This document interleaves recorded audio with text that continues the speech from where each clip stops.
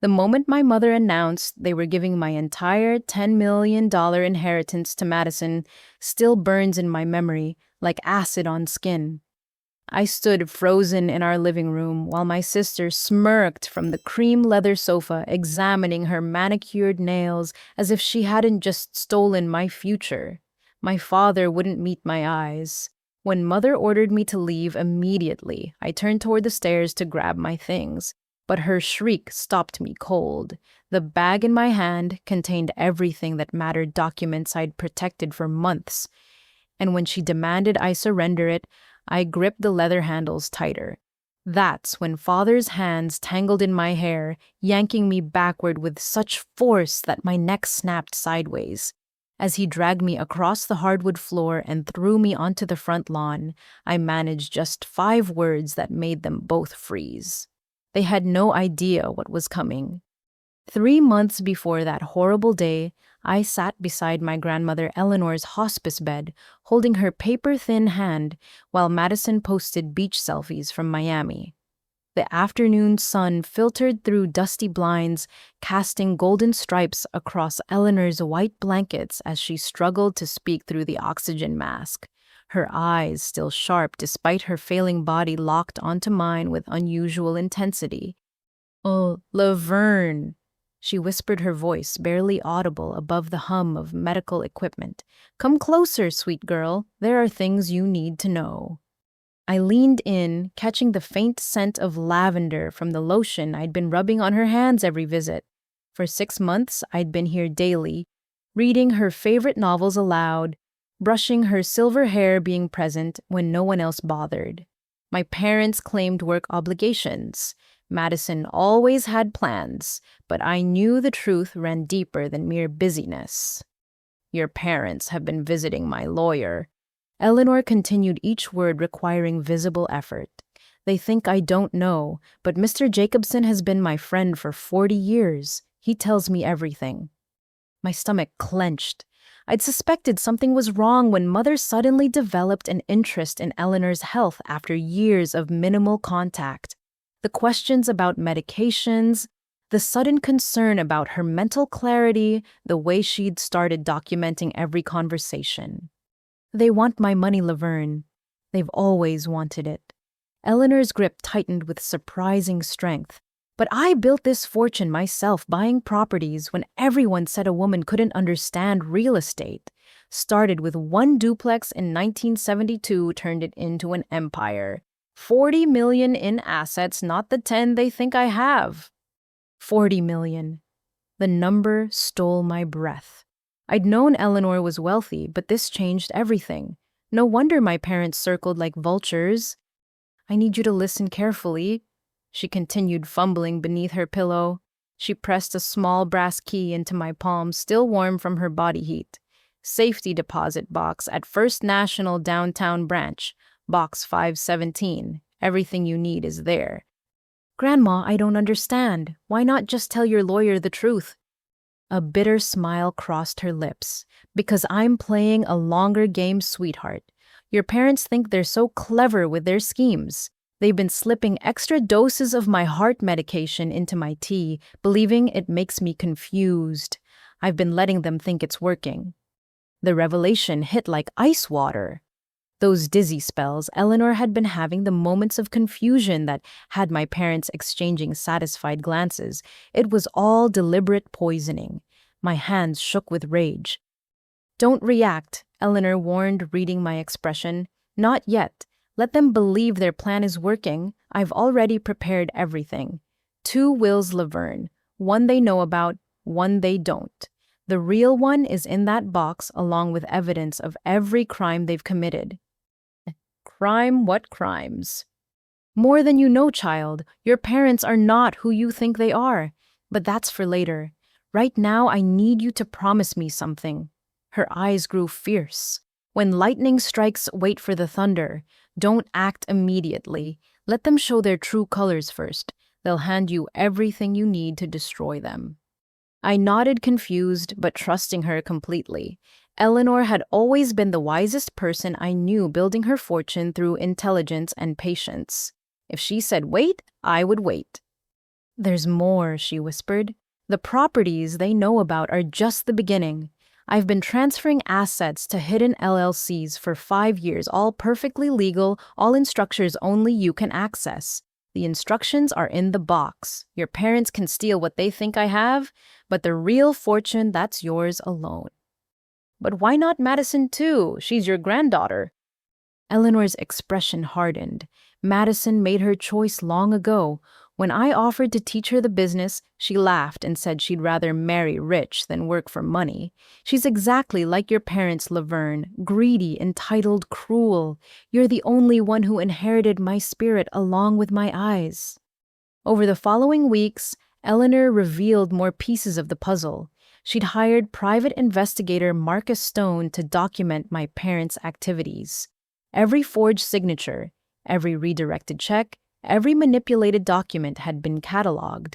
She'd been building a case for 2 years, knowing this day would come.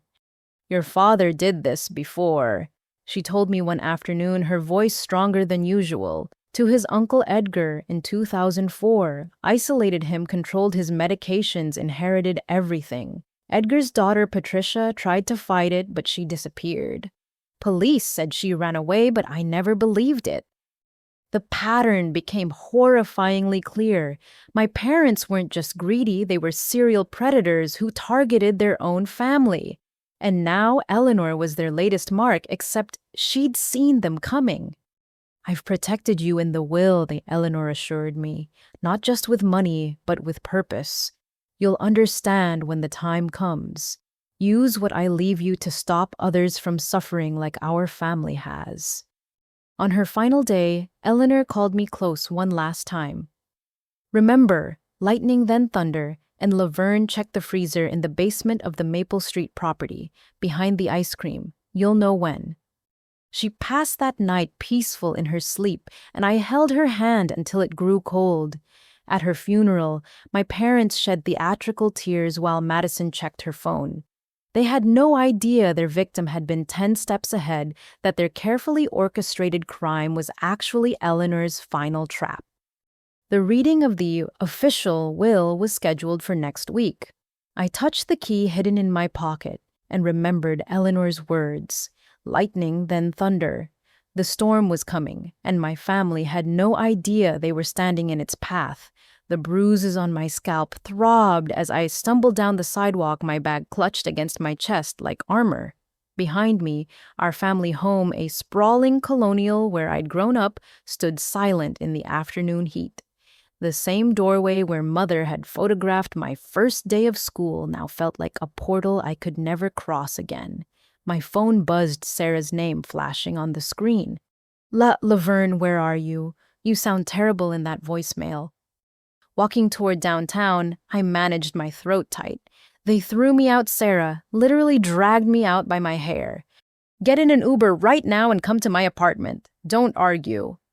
20 minutes later, I collapsed on Sarah's couch while she examined the angry red marks on my scalp where Father had ripped out several strands. Her paralegal training had taught her to document everything, and she photographed each injury with clinical precision. Tell me exactly what happened, she said, settling beside me with her laptop. I recounted the scene, watching her expression darken with each detail. When I finished, she was already typing furiously. This matches what I've been finding in the court filings, she said. Laverne, I need to show you something, but you have to promise to stay calm. She turned the screen toward me, displaying a legal document dated 6 weeks ago. My parents had filed paperwork claiming Eleanor suffered from severe dementia, citing multiple incidents of confusion and memory loss. Each incident corresponded to dates I remembered when Mother had visited with her special tea blend, insisting it would help Eleanor's nerves. There's more, Sarah continued, pulling up another file. I cross-referenced the medication logs from the hospice with standard dosing. Your grandmother was receiving 3 times the recommended amount of her heart medication on the days your parents visited. That combination doesn't cause confusion, Laverne. It causes micro-strokes. The room spun as the implications hit. They weren't just manipulating Eleanor's mental state for the inheritance, they were actively damaging her brain, causing permanent harm to make their lies seem true. I found something else, Sarah said softly. Your mother purchased those medications using Eleanor's insurance, but from different pharmacies across town. She was building a paper trail to make it look like Eleanor was doctor shopping evidence of mental decline. My hands clenched into fists. Every sweet word, every concerned visit had been calculated assault. They'd been slowly killing her while I sat there holding her hand, oblivious. Wait, I said suddenly. You said you found this in court filings. What court filings? Sarah bit her lip. Your parents filed for conservatorship 2 months ago. The judge denied it because Eleanor was too coherent during the evaluation, but they were planning to try again. If they'd succeeded, they would have had complete control over her finances before she died. But she died first. Exactly, which is why they moved to Plan B, the falsified will. Except, Sarah paused, studying my face. You know something, don't you? Eleanor told you something? I touched the key in my pocket, but stayed silent. Eleanor had warned me to trust no one completely, not even Sarah. Lightning first, then thunder. I might, I admitted carefully, but I need to verify some things first. Can you help me research something I need to know about property transfers and LLC formations in the last 5 years? Sarah's eyes lit up. Corporate structuring is my specialty. Give me names or addresses and I'll find everything. As she worked, I thought about the documents in my bag. Birth certificates, social security cards, the one family photo Eleanor had insisted I take, the one of her and me at my college graduation. My parents had thought I was grabbing clothes. They had no idea I'd been preparing for this day since Eleanor's warning. Holy shit, Sarah breathed, staring at her screen. Laverne, your grandmother was a genius. Look at this. The screen showed a complex web of corporate entities, all formed in the past 5 years. Each LLC owned different properties, and they were all connected through a master trust. The structure was brilliant, perfectly legal, and completely invisible unless you knew where to look. The $10 million estate your parents think they're inheriting.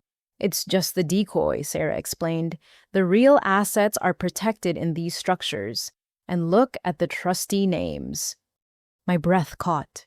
Each trust had the same trustee, Ellie Sterling.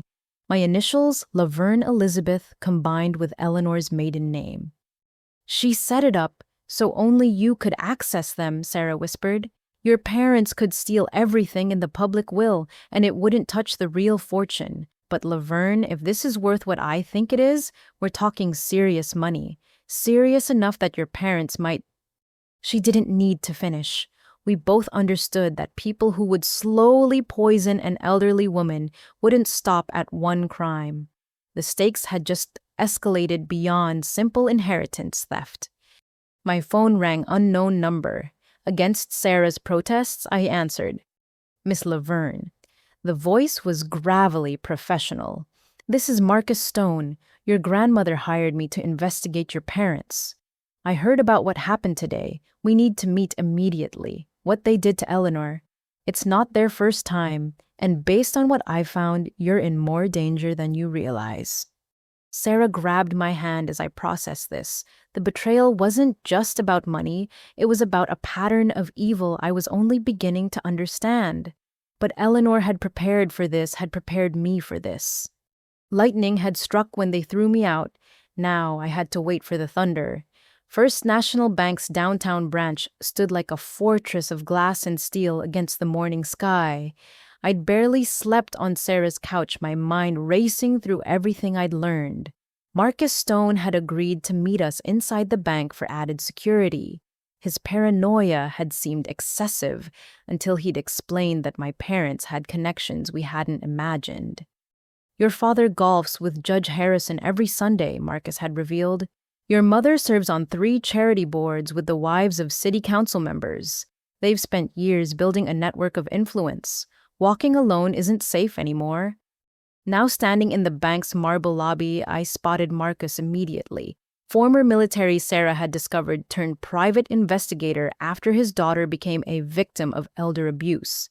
He had the kind of presence that made security guards stand straighter. Above box 517. I told the bank manager, presenting Eleanor's key and my identification. The vault felt like entering another world, all hushed silence and steel walls. When the manager left us alone with the large safety deposit box, my hands trembled as I lifted the lid. "Take your time," Marcus said gently. "Your grandmother was thorough. Everything will be there." The first document was Eleanor's real will, properly executed and witnessed by 2 bank officers, dated just 1 week before her death. I scanned through it, my eyes widening with each page. The $10 million estate my parents knew about was specifically designated as satisfaction of familial obligations, legal language that meant they couldn't contest for more. Everything else, the true fortune, came to me through the trust structures. "Look at this," Sarah pointed to a provision. She included a poison pill clause. "If anyone contests this, will they forfeit all claims to any assets?" Brilliant. Beneath the will lay property deeds. 12 commercial buildings I'd never known existed. Strip malls, office complexes, apartment buildings generating massive monthly income. The addresses were spread across 3 states, all professionally managed, all quietly profitable.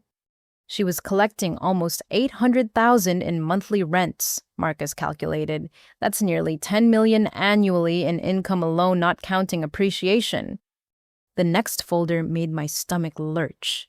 Photos of my parents entering various pharmacies' receipts for medications, logs of their visits to Eleanor. Marcus's investigation was meticulous, every crime documented with timestamps and evidence. "This is admissible in court," Sarah confirmed. "He maintained chain of custody, had everything notarized. Your parents won't wiggle out of this." But the evidence went deeper than Eleanor's case. Another folder contained documents about Edgar Thompson, my father's uncle who died 20 years ago, police reports, medical records, and a deposition from Patricia Thompson that chilled my blood. "Patricia didn't disappear," Marcus explained. "Your parents threatened to kill her daughter if she didn't leave town. She's been in witness protection through a victims advocacy group, waiting for enough evidence to come forward safely." The pattern was undeniable. Edgar's medical records showed the same suspicious medication patterns. His will had been changed 2 weeks before his death, leaving everything to my father. The original will, like Eleanor's, had tried to protect the real assets, but my parents had found ways around the simpler structure. "How many others?" I asked, though I dreaded the answer. Marcus pulled out a list. 6 confirmed victims over 30 years. Your paternal grandfather, 2 great-aunts, a family friend, and 2 elderly neighbors who trusted your parents. Total stolen assets exceed 15 million, not counting Eleanor. Each name had a face in my memory. Aunt Ruth, who'd always brought me butterflies pressed in glass for my birthday. Mr. Jameson, who'd taught me chess on his porch. All dead, all robbed, all murdered in the slowest, cruelest way possible. "There's something else," Marcus said, producing a small recorder. "Your grandmother wore this during their visits. She got everything." He pressed play, and my mother's voice filled the vault, cold and calculating as she discussed increasing Eleanor's doses. My father laughed about how confused the old woman seemed. Madison could be heard in the background asking how long until they could buy the beach house. "Every visit for 6 months, Marcus confirmed. "Hours of evidence. Your grandmother was building an airtight case. She knew she was dying anyway from her heart condition. She chose to let them poison her to catch them in the act." The weight of Eleanor's sacrifice hit me fully. She'd endured their abuse, their poisoning, their smug certainty of victory, all to guarantee they'd finally face justice. Her last months must have been agony, knowing what they were doing, unable to fight back directly. "The FBI will want these recordings," Sarah said. "This proves interstate financial crimes, elder abuse crossing state lines conspiracy. Your parents are looking at federal charges." The last item in the box was a letter in Eleanor's shaky handwriting. My dearest Laverne, if you're reading this, then the lightning has struck and you're waiting for the thunder. I'm so proud of your strength. The fortune I leave you isn't just money, it's a weapon against those who prey on the vulnerable. Use it wisely. The true inheritance isn't the 40 million in assets, though, that will help. It's the knowledge of how to stop predators like your parents. I've included business plans for a foundation, connections to ethical lawyers and investigators, everything you need to prevent other families from suffering our fate. Your parents will escalate when they realize the inheritance is gone. They'll become desperate, dangerous. Trust Marcus, he's protected others like us. The thunder will come when they make their final mistake, and they will make it. Their arrogance guarantees it. Remember the freezer at Maple Street. When Madison betrays you, and she will because it's in her nature, that's when you'll need what's hidden there. All my love and faith in you, Eleanor. I folded the letter carefully, my resolve hardening with each word.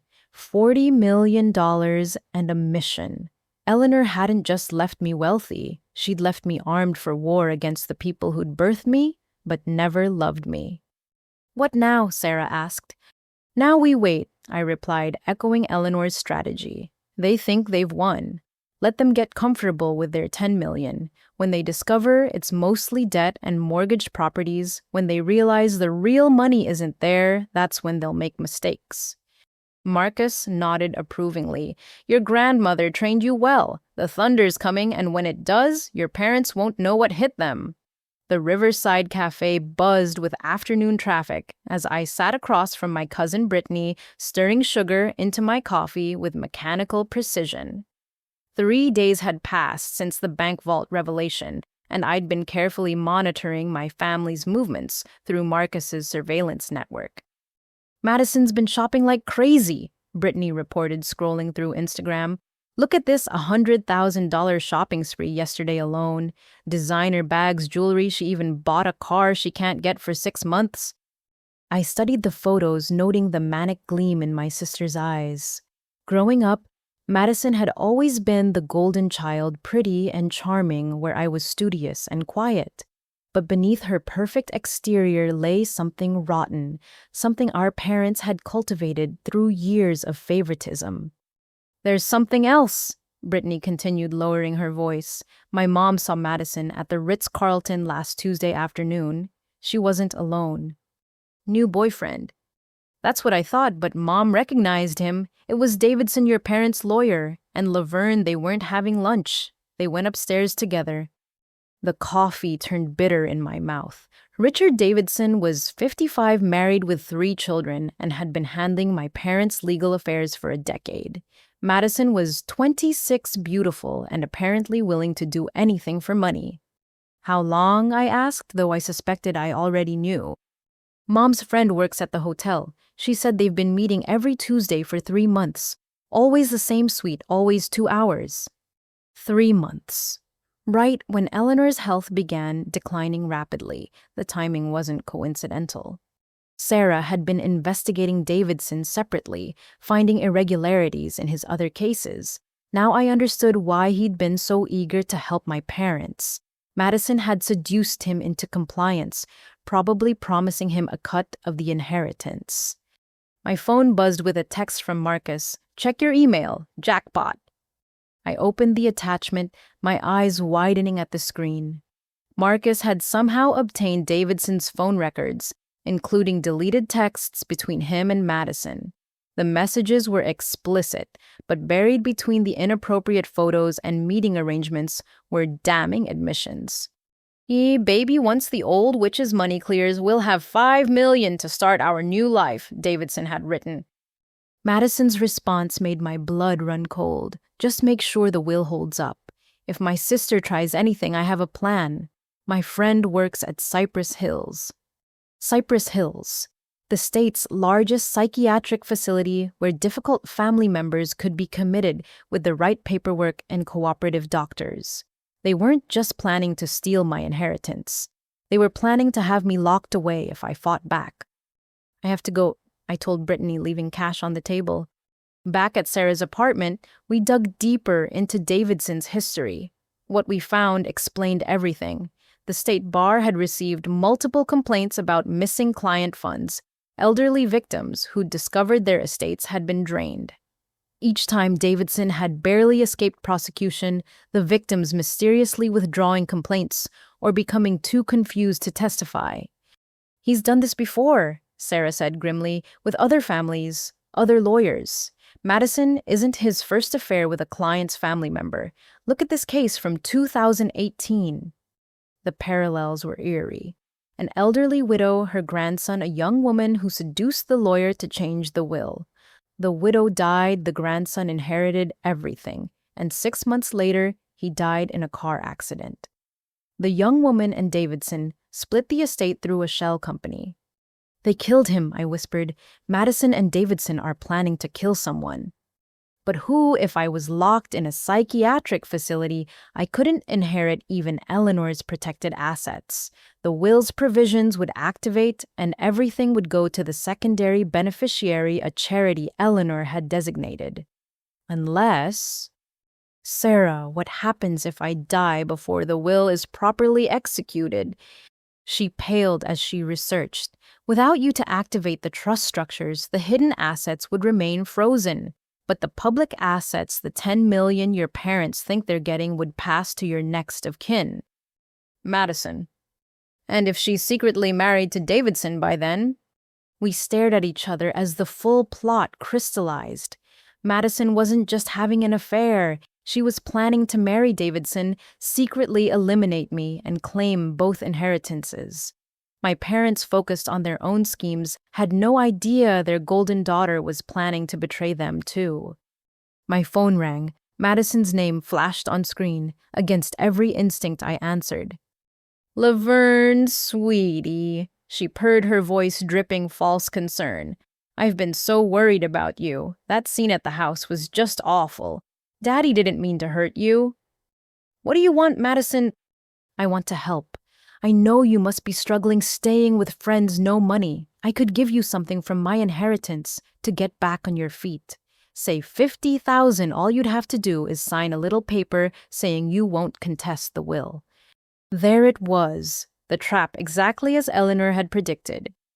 "That's generous," I said carefully. "Could we meet to discuss it?" "Of course. How about tomorrow, at my new apartment? I'll have Davidson draw up the papers. He's such a brilliant lawyer, don't you think?" The eagerness in her voice confirmed everything. She thought I was desperate, beaten, ready to accept scraps. She had no idea I'd already discovered her affair, her plans, her murderous intentions. "Tomorrow works," I agreed. "Madison, I'm recording this call. I thought you should know." The silence stretched for 10 seconds before she recovered. "Of course you are, sweetie. You always were the paranoid one. See you tomorrow." After she hung up, Marcus texted, "Got it all. Her phone's compromised. Every text, every call, every photo. She just messaged Davidson that you took the bait." I smiled grimly. Madison thought she was the predator in this scenario, but Eleanor had seen her coming too. Tomorrow's meeting would be interesting, especially since the FBI would be listening to every word. The thunder was building, and my sister had just walked directly into the storm's path. Some part of me felt sad for the relationship we'd never had, the sister she could have been, but that Madison had never existed. In her place stood a woman willing to seduce, steal, and kill for money. Eleanor had warned me that Madison would betray me. I just hadn't realized she'd betray everyone else too. As I prepared for tomorrow's confrontation, I touched the key to Eleanor's safety deposit box, now holding new evidence. The lightning had struck, the thunder was rolling in, and my family's house of cards was about to collapse entirely. Sarah's laptop screen glowed in the dim light of her living room as we scrolled through decades of public records. It was past midnight, but sleep felt impossible with each new revelation about my parents' history. Marcus had provided us with a starting point, Edgar Thompson's death certificate from 20 years ago. "Oh, look at this!"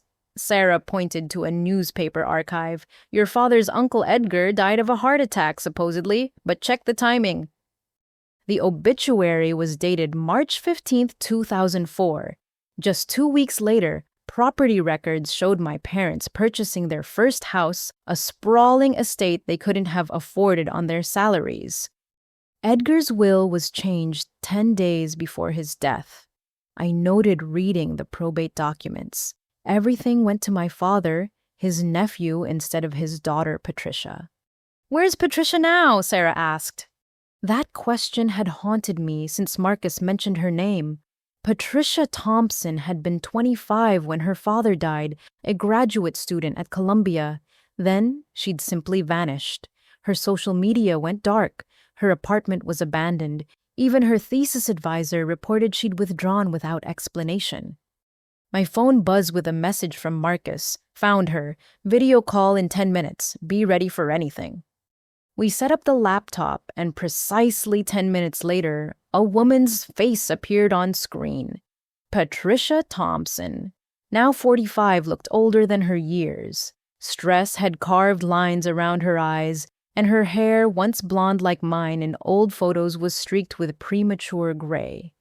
"Laverne," she said softly, "you have Eleanor's eyes. She was the only family member who ever looked for me."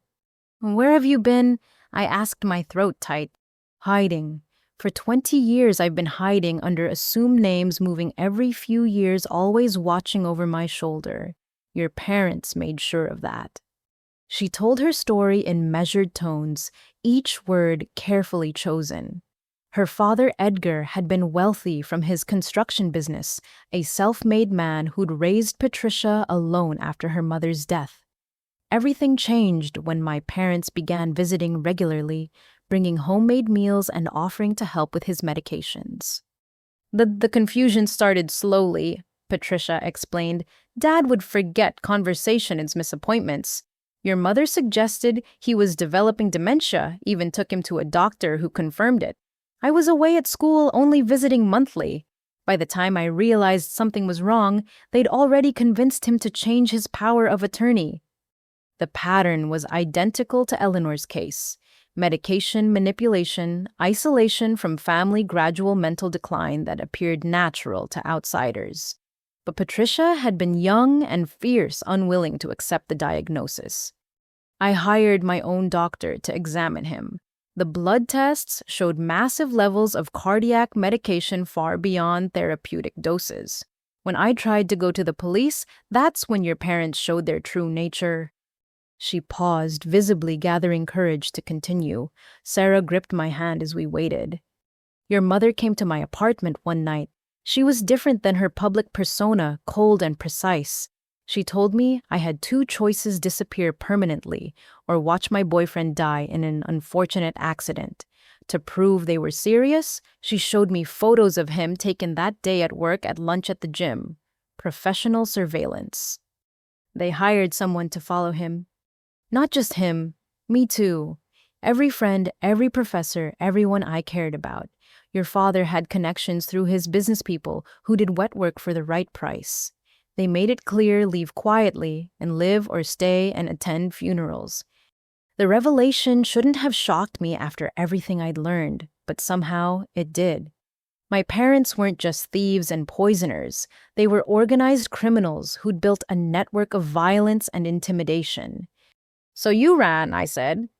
"That night. Left everything behind, even photos of my father. I've spent 20 years in witness protection through a private organization, moving whenever I felt unsafe. Your parents succeeded in stealing Dad's fortune, about $8 million, after they liquidated everything. But I survived, and I've been documenting everything, waiting for someone strong enough to stop them." Marcus unmuted his microphone. "Patricia's evidence is crucial. She kept copies of the blood tests, recorded some conversations before she fled. Combined with Eleanor's case, it establishes a clear pattern of serial crimes." "There's more," Patricia added. "I've connected with other victims' families over the years. Your great-aunt Ruth. Her daughter suspected foul play but couldn't prove it. Mr. Jameson's son found evidence, but was too frightened to pursue it after his dog was poisoned. Your parents leave survivors, but they make sure we're too terrified to speak." Not anymore, I said firmly. Eleanor made sure of that. She built a case they can't intimidate away. Patricia's expression shifted to something like hope. She mentioned you in her letters, said you were different from the rest, said you had steel beneath the surface just like her. Letters. We corresponded through the victim network, anonymous mail drops, coded messages. Eleanor knew about all their crimes, spent years planning her revenge. She told me to wait, that she was setting a trap they couldn't escape. I guess you're the trap's trigger. I thought about tomorrow's meeting with Madison about the FBI investigation building momentum. The trigger's been pulled, but Patricia, I need everything you have. Every document, every recording, every piece of evidence from the last 20 years. I'll send it all through Marcus like she promised. But Laverne, be careful. When your parents realize they're cornered, they'll become more dangerous than you can imagine. They've killed before, not just through medication. Edgar wasn't there first, and there were others who weren't family people who got in their way or knew too much. How many? Sarah asked, her face pale. That I can prove 3. That I suspect at least 7. Your parents are serial killers who discovered it's easier to murder through medication than violence. Clean, quiet, and profitable. After Patricia disconnected, Sarah and I sat in stunned silence. The scope of my parents' evil had expanded beyond anything we'd imagined. This wasn't just about Eleanor's inheritance anymore. It was about stopping predators who'd spent 3 decades perfecting their craft. We need more security, Sarah said finally. If they've killed witnesses before? Already arranged, Marcus said, still on the line. I've got people watching your building, former cops who specialize in witness protection.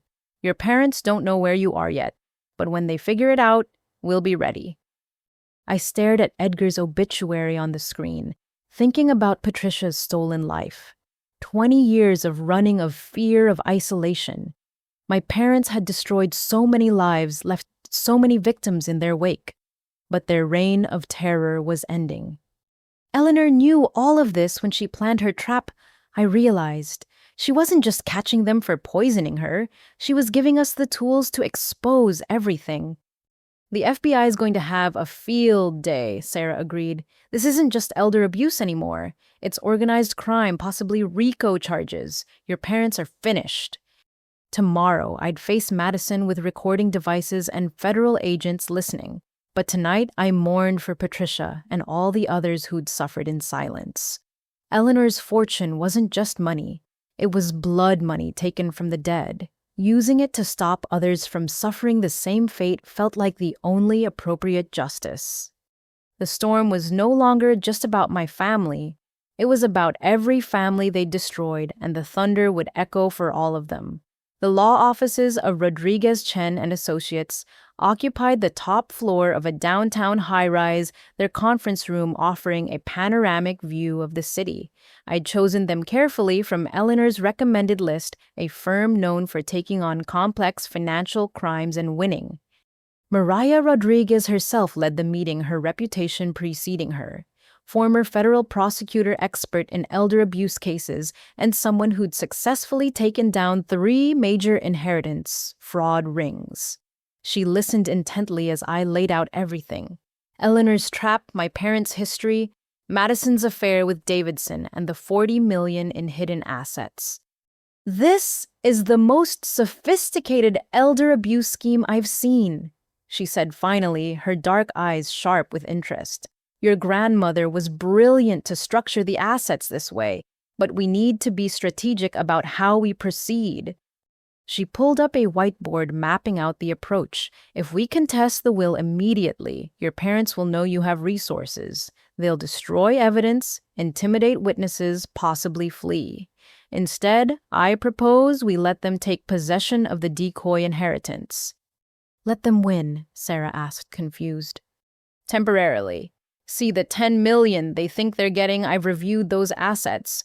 Your grandmother deliberately included properties with hidden mortgages, tax liens, environmental cleanup obligations.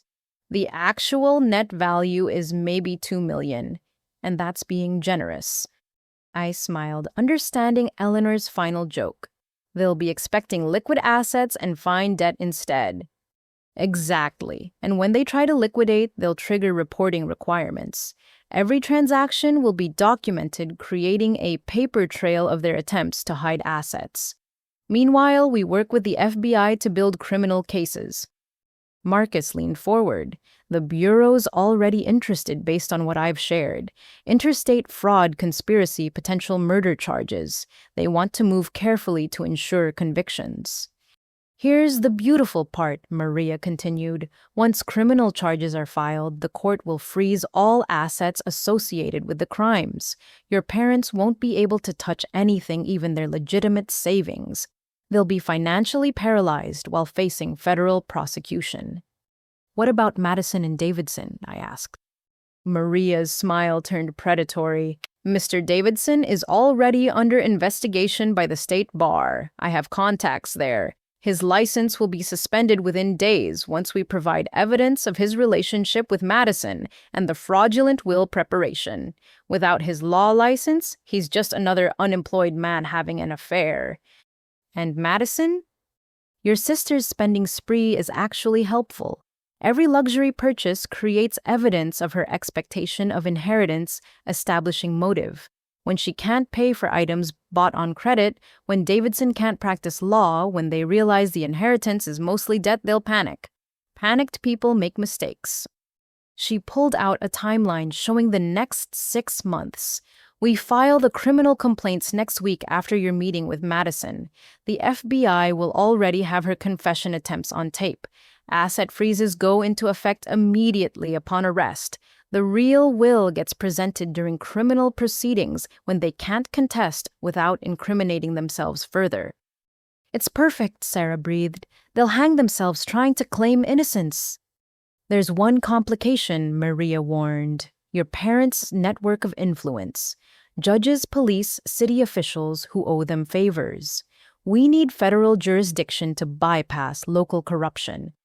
Already handled, Marcus interjected. The interstate nature of the crimes, the mail fraud, wire fraud, all guarantee federal oversight.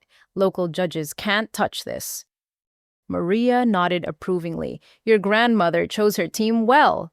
Now let's discuss the $40 million in protected assets. The trust structure requires specific actions to activate. You'll need to file paperwork with exactly the right timing after criminal charges, but before conviction. There's a narrow window where the trusts become irrevocable and uncontestable. She handed me a thick folder. Memorize this. Every step, every deadline. One mistake and portions could be vulnerable to challenge. Your grandmother built an elegant trap, but it requires precise execution. What about witness protection? I asked, thinking of Patricia. I've already started the process. Patricia and others will testify via secured video link. We're not risking their safety. As for you, Marcus's security will increase. Your parents will become desperate when they realize what's happening. Let them come, I said, surprising myself with the steadiness in my voice. Eleanor prepared me for this. They've spent 30 years as predators. Time they learned what it feels like to be prey. Maria studied me carefully. Your grandmother said you had her spine. I'm beginning to see it. Most people would crumble facing this level of family betrayal. They stopped being family when they poisoned her, I replied. When they threatened Patricia, killed Edgar, destroyed countless lives. They're just criminals now, and I'm their reckoning. The meeting continued for 3 hours, covering every contingency. By the end, we had a comprehensive strategy that would systematically dismantle my parents' criminal enterprise while protecting the fortune Eleanor had preserved. One last thing, Maria said as we prepared to leave. The foundation your grandmother outlined in her papers. I'd like to help you establish it. Pro bono, what your family did to Patricia, to Edgar. To all the others, it happens every day. Elder abuse is an epidemic. Eleanor's vision of a protective network could save thousands. I shook her hand firmly. Then let's build it. Every dollar they stole will go toward stopping others like them.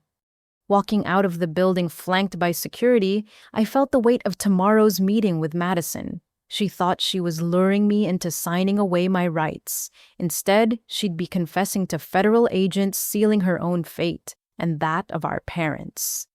The legal machinery was in motion. The trap Eleanor had so carefully constructed was ready to spring. All that remained was to let my family's greed lead them into it. Thunder was no longer just coming, it was here, and my parents were about to discover that their daughter, the one they'd thrown away, was the storm they never saw approaching. The Riverside Memorial Chapel stood pristine in the morning sun, its white columns and manicured gardens a stark contrast to the darkness of the occasion. 3 weeks had passed since my parents threw me out, 3 weeks of careful preparation for this moment. Eleanor's memorial service would be the stage for my family's grand performance, and I had a front row seat to their show. I arrived early, choosing a seat in the back corner where I could observe everything. My simple black dress was a deliberate contrast to what I knew was coming.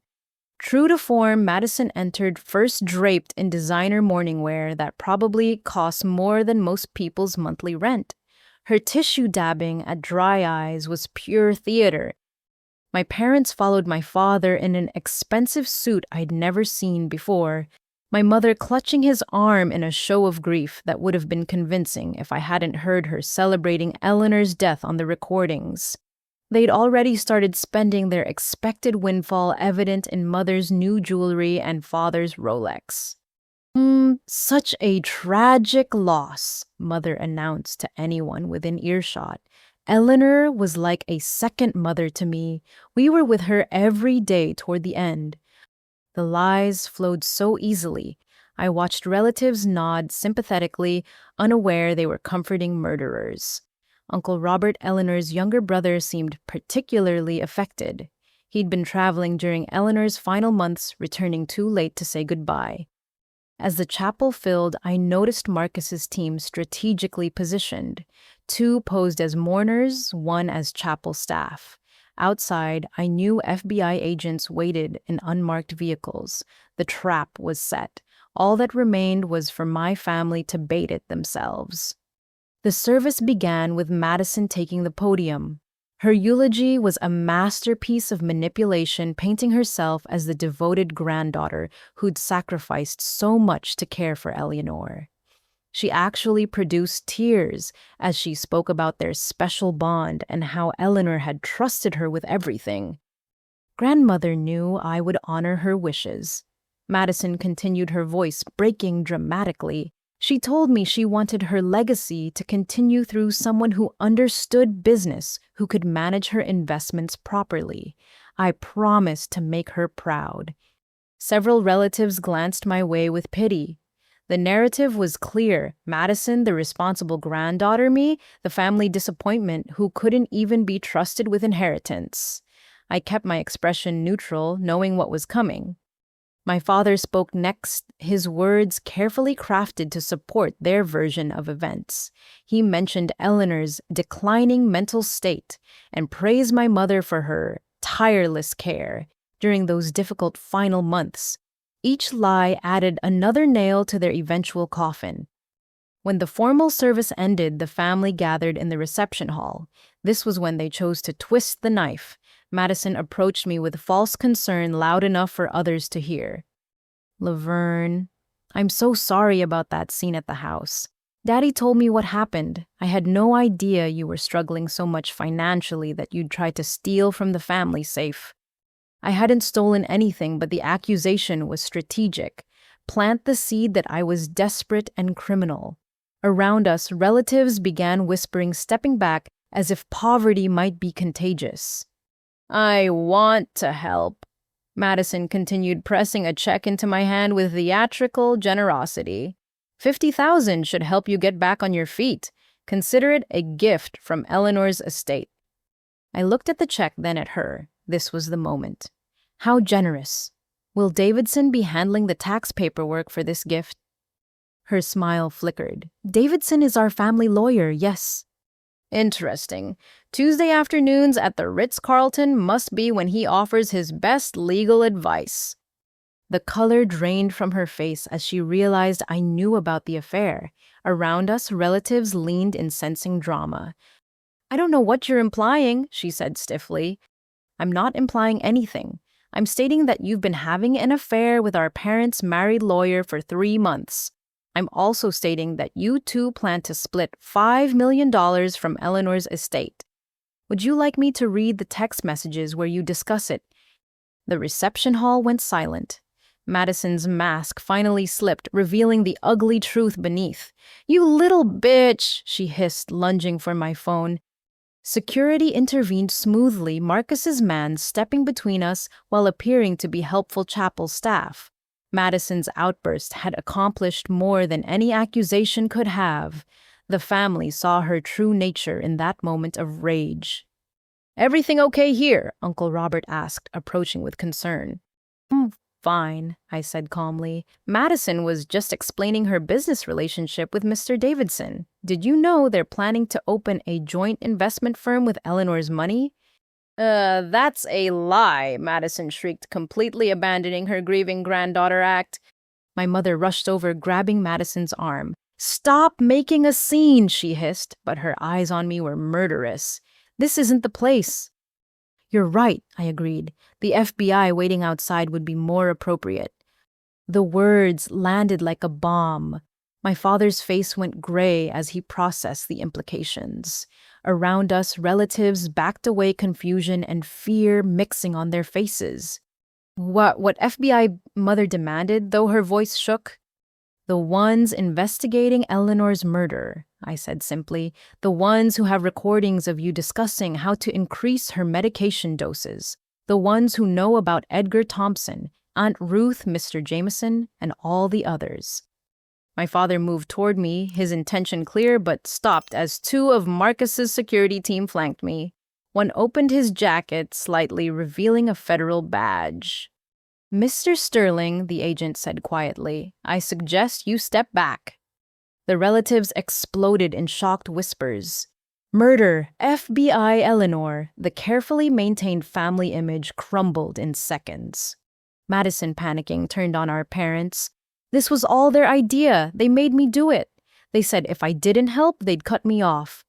"Shut up," Mother snarled, but the damage was done. "The Riverside police are here too," I announced, seeing the local units arrive. "They're very interested in those Tuesday afternoon meetings, Madison. Apparently, Davidson's wife is filing charges." Madison's phone rang. Davidson's name appeared, but when she answered, it wasn't his voice. "Ms. Sterling, this is Agent Williams. Mr. Davidson is currently in custody. We'll need you to come with us." The memorial service had become a crime scene. Agents moved in efficiently, their timing perfect. My parents tried to leave but found exits blocked. Madison dropped her phone designer bag and dignity all at once. "You did this," Father growled at me. "Your own family." "No," I corrected. "You did this when you murdered Eleanor, when you murdered Edgar, when you destroyed Patricia's life. I just made sure you finally faced consequences." The arrests were swift and professional. Handcuffs clicked on wrists that had poisoned the vulnerable. Rights were read to mouths that had whispered murder plans. The extended family watched in stunned silence as my parents and Madison were led away. Uncle Robert approached me carefully. "Laverne, what's really happening here?" Justice," I replied. "Finally justice. Eleanor knew they were poisoning her. She documented everything, built a case they can't escape. She died to make sure they'd never hurt anyone again." The truth rippled through the gathered relatives. Some seemed shocked. Others nodded as if pieces were finally falling into place. How many had suspected but stayed silent? How many had noticed oddities but dismissed them? As the last police car pulled away, I stood in the empty reception hall. The catered food sat untouched. The memorial flowers now seemed appropriate for a different reason. My family was gone, but they'd been gone long before today. Today just made it official. Marcus appeared beside me. "You did well. Eleanor would be proud." "It's not over," I reminded him. "This was just the thunder announcing the storm. The real reckoning comes at trial. But for now, I'd accomplished what Eleanor had planned. The masks were off, the crimes exposed, the predators caged. The family gathering meant to celebrate their false grief had become the stage for their downfall. Thunder had struck, and my parents finally learned what their victims had always known. Eventually, someone fights back. That someone was their discarded daughter, armed with truth and a grandmother's final gift of justice. The FBI field office occupied a nondescript building downtown, its mundane exterior hiding the sophisticated operation inside. 3 days after the memorial service arrests, Agent Sarah Williams laid out the plan. My parents and Madison had made bail their assets not yet frozen, and the FBI needed more evidence to guarantee convictions. "Shaw, your sister is the weak link," Agent Williams explained, spreading surveillance photos across the table. "She's been trying to contact Davidson despite her lawyer's warnings. She's panicked, desperate, and that makes her dangerous, but also vulnerable." The photos showed Madison at ATM's jewelry stores, her bank. She was liquidating everything possible, clearly planning to run. Her designer lifestyle had evaporated overnight when credit cards started declining and society friends stopped answering calls. "We need her confession on tape," Williams continued, "specifically about the medication scheme and her knowledge of prior murders. You're the only person who might get her to talk freely." "She hates me," I pointed out. "Why would she confess anything?" "Because you're going to offer her what she wants most: money and a way out." The plan was elegant in its simplicity. I'd approached Madison claiming the FBI had offered me a deal that I could access Eleanor's hidden millions if I cooperated. I'd suggest we work together, split the money, and disappear before trial. Her greed would overcome her caution, and every word would be recorded. "Are you comfortable wearing a wire?" Agent Williams asked. "I've been preparing for this my whole life," I replied. "I just didn't know it until now." 2 days later, I accidentally encountered Madison at her favorite coffee shop. She looked terrible: designer clothes replaced with old jeans, her usually perfect hair unwashed. The fall from grace had been swift and brutal. "What do you want?" she snarled, but didn't leave. I slid into the opposite chair, making a show of checking for observers. "To propose a deal. We both know the FBI doesn't have everything. They think Eleanor's estate is worth $10 million. They don't know about the other $30 million in offshore accounts." Her eyes sharpened with interest despite herself. "You're lying." Grandmother showed me at the Cayman Island statements. $40 million total split between 12 different banks. The FBI only found the domestic assets. I pulled out fake bank statements I'd prepared, letting her glimpse numbers that made her breathing quicken. "Why would you share this with me?" Suspicion warred with greed in her voice. "Because I need your help to access it, and despite everything, you're still my sister. We could split it 20 million each, enough to disappear forever, start new lives where the FBI can't touch us." Madison studied the documents, her fingers trembling slightly. "How do we get it?" "First, I need to know exactly what the FBI knows. What did you tell them? What evidence do they have? I can't plan our escape without knowing what we're running from." She laughed bitterly. "You want me to confess everything so you can assess the damage." "I want you to be honest so I can save both our asses," I countered. "Look, Madison, I know about the medication scheme. I was there too, remember? We're both guilty in their eyes. It was a calculated lie. Position myself as equally culpable, make her feel safe to share." The wire transmitted every word as Madison's resistance crumbled.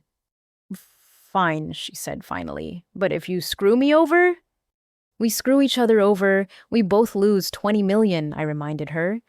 Madison leaned in, lowering her voice. "It started before Eleanor. Dad had been doing it for years. Learned the technique from some old medical journals. Small doses of cardiac medication mixed with blood thinners cause symptoms that mimic natural decline. Confusion, weakness, eventually organ failure.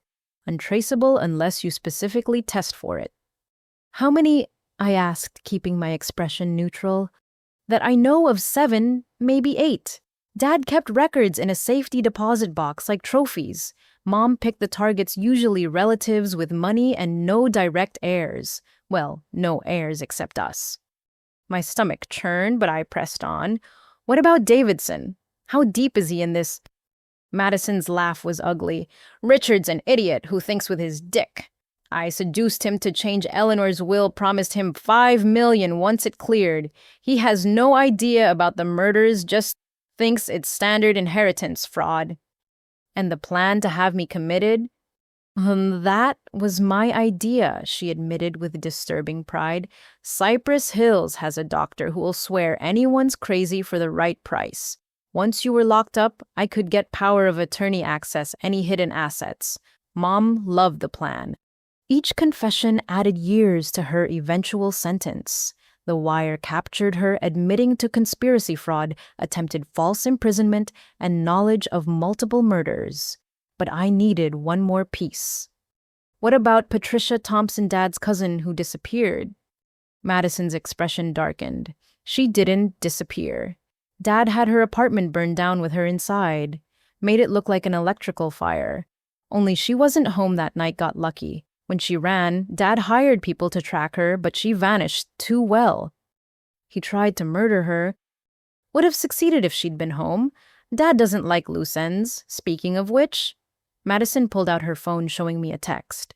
He knows you're investigating. Hired the same guys to deal with you. You've got maybe a week before they make their move. My blood ran cold, but not from surprise. Marcus had already identified the surveillance on Sarah's apartment, the strange cars following me. Now I had confession evidence of conspiracy to commit murder, past and present. Then we need to move fast, I said. Can you get into Dad's safety deposit box? Those records he kept? Already did, Madison smiled. Copied everything before the arrests. Insurance policy in case they tried to throw me under the bus, which they did, by the way, their lawyers claiming I manipulated them. Show me, I demanded. Madison hesitated, then pulled out her phone showing photos of documents. Each one detailed a murder, including drug combinations, asset transfers, victim names. It was a serial killer's diary, hidden in plain sight. The FBI would have field day with this evidence. Madison, I said carefully, with these records and the offshore millions, we could really disappear. But I need one more thing. Do you have anything on Mom? She's the smartest one most likely to track us down. Oh, I've got dirt on Mom, Madison laughed. She killed her first husband. Yeah, she was married before Dad. Guy named William Prescott had a heart attack at 32. Sound familiar? She collected $500,000 in insurance seed money for their whole operation. Another murder, another victim. My mother had been killing longer than I'd been alive. The revelation shouldn't have shocked me anymore, but it did. So we have everything, I summarized. Evidence, money, escape route. Meet me tomorrow at the old warehouse on 5th. Bring everything, all the documents. We'll leave directly from there. Madison agreed eagerly, already spending her imaginary $20 million. As she left, she turned back with something almost like affection. You know, Laverne, if you'd been more like this, growing up, maybe we could have been real sisters. Too bad it took all this to show your true colors. If only she knew my true colors were justice, not greed. As I walked away, Agent Williams' voice crackled through my earpiece. Outstanding work. We have enough to put them all away for life. Tomorrow, Madison would arrive at the warehouse to find federal agents instead of escape. The evidence she'd bring would seal not just her fate, but our parents as well. The sting had worked perfectly, her greed and ego leading her to confess everything. Eleanor had been right about Madison's nature. Given the chance to betray everyone, including our parents, she'd taken it eagerly.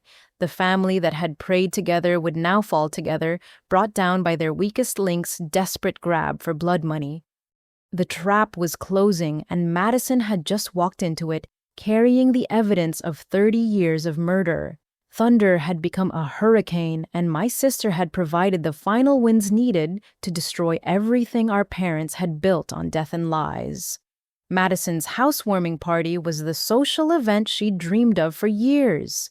Despite pending charges and frozen personal accounts, she'd managed to secure the $20 million Ocean View mansion using complex financing that would soon collapse. Her desperation to appear successful had overcome all reason, and she'd invited everyone: society friends, local media business contacts, even a reality TV crew she hoped would document her glamorous life. I watched from Agent Williams' surveillance van as guests arrived in expensive cars, champagne flowed, and Madison played hostess in a designer gown she couldn't afford.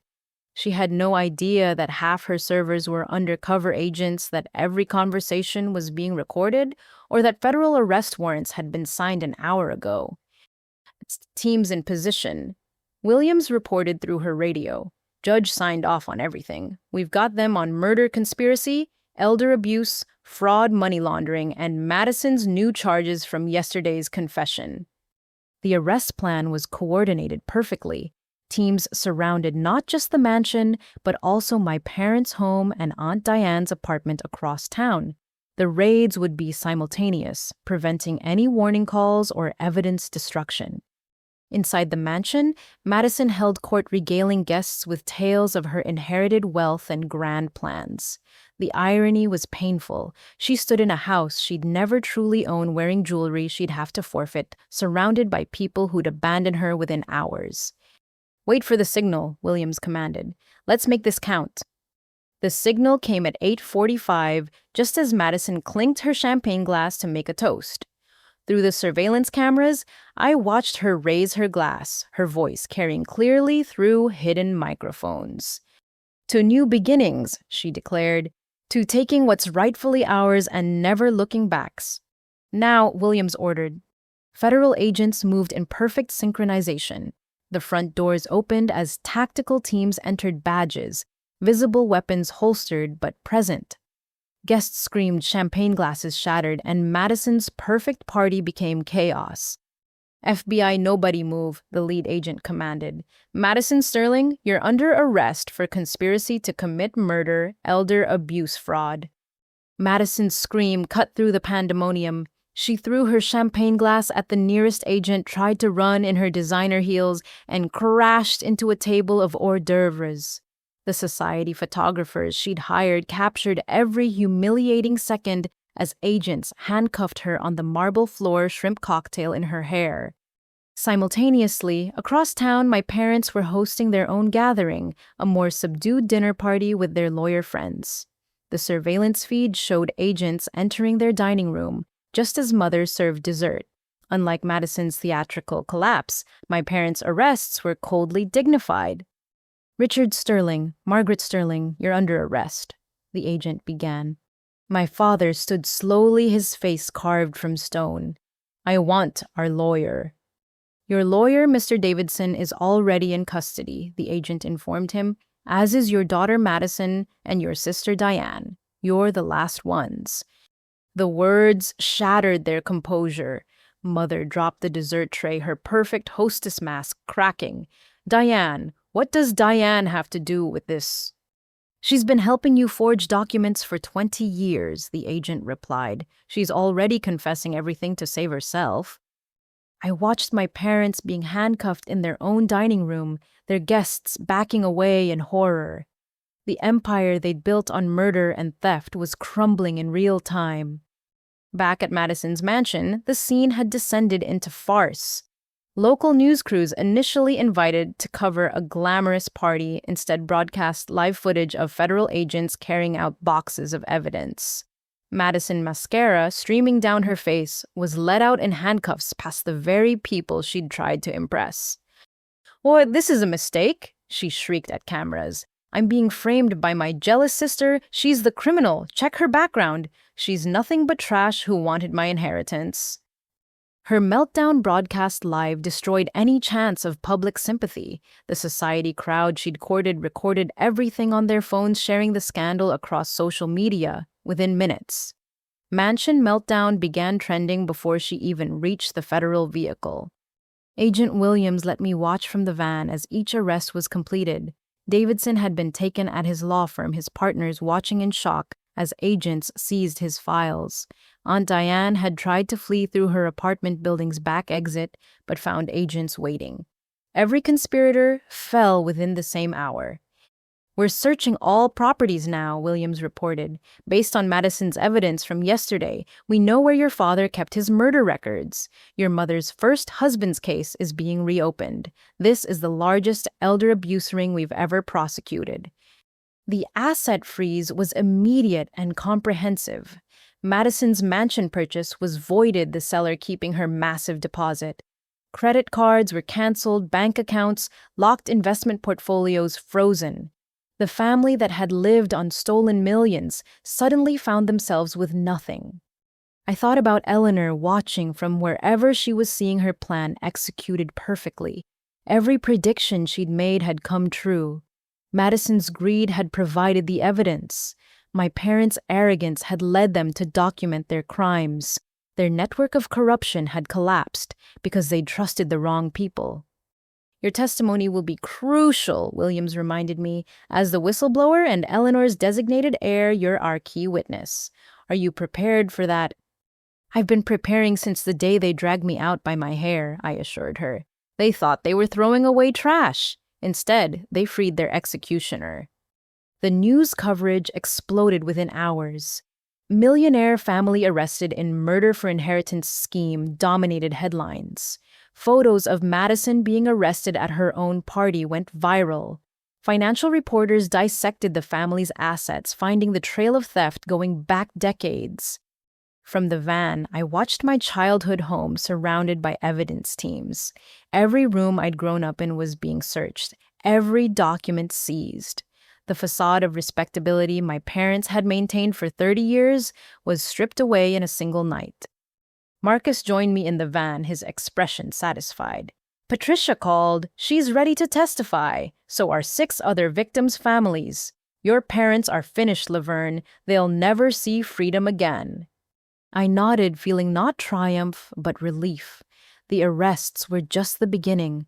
Trials would follow, years of legal proceedings, but the outcome was certain. Too much evidence, too many witnesses, too many bodies buried in paperwork if not in ground. "What happens now?" I asked Williams. "Now we build airtight cases. Your family's going away for life, Laverne. Multiple life sentences, no possibility of parole. The murder charges alone guarantee that."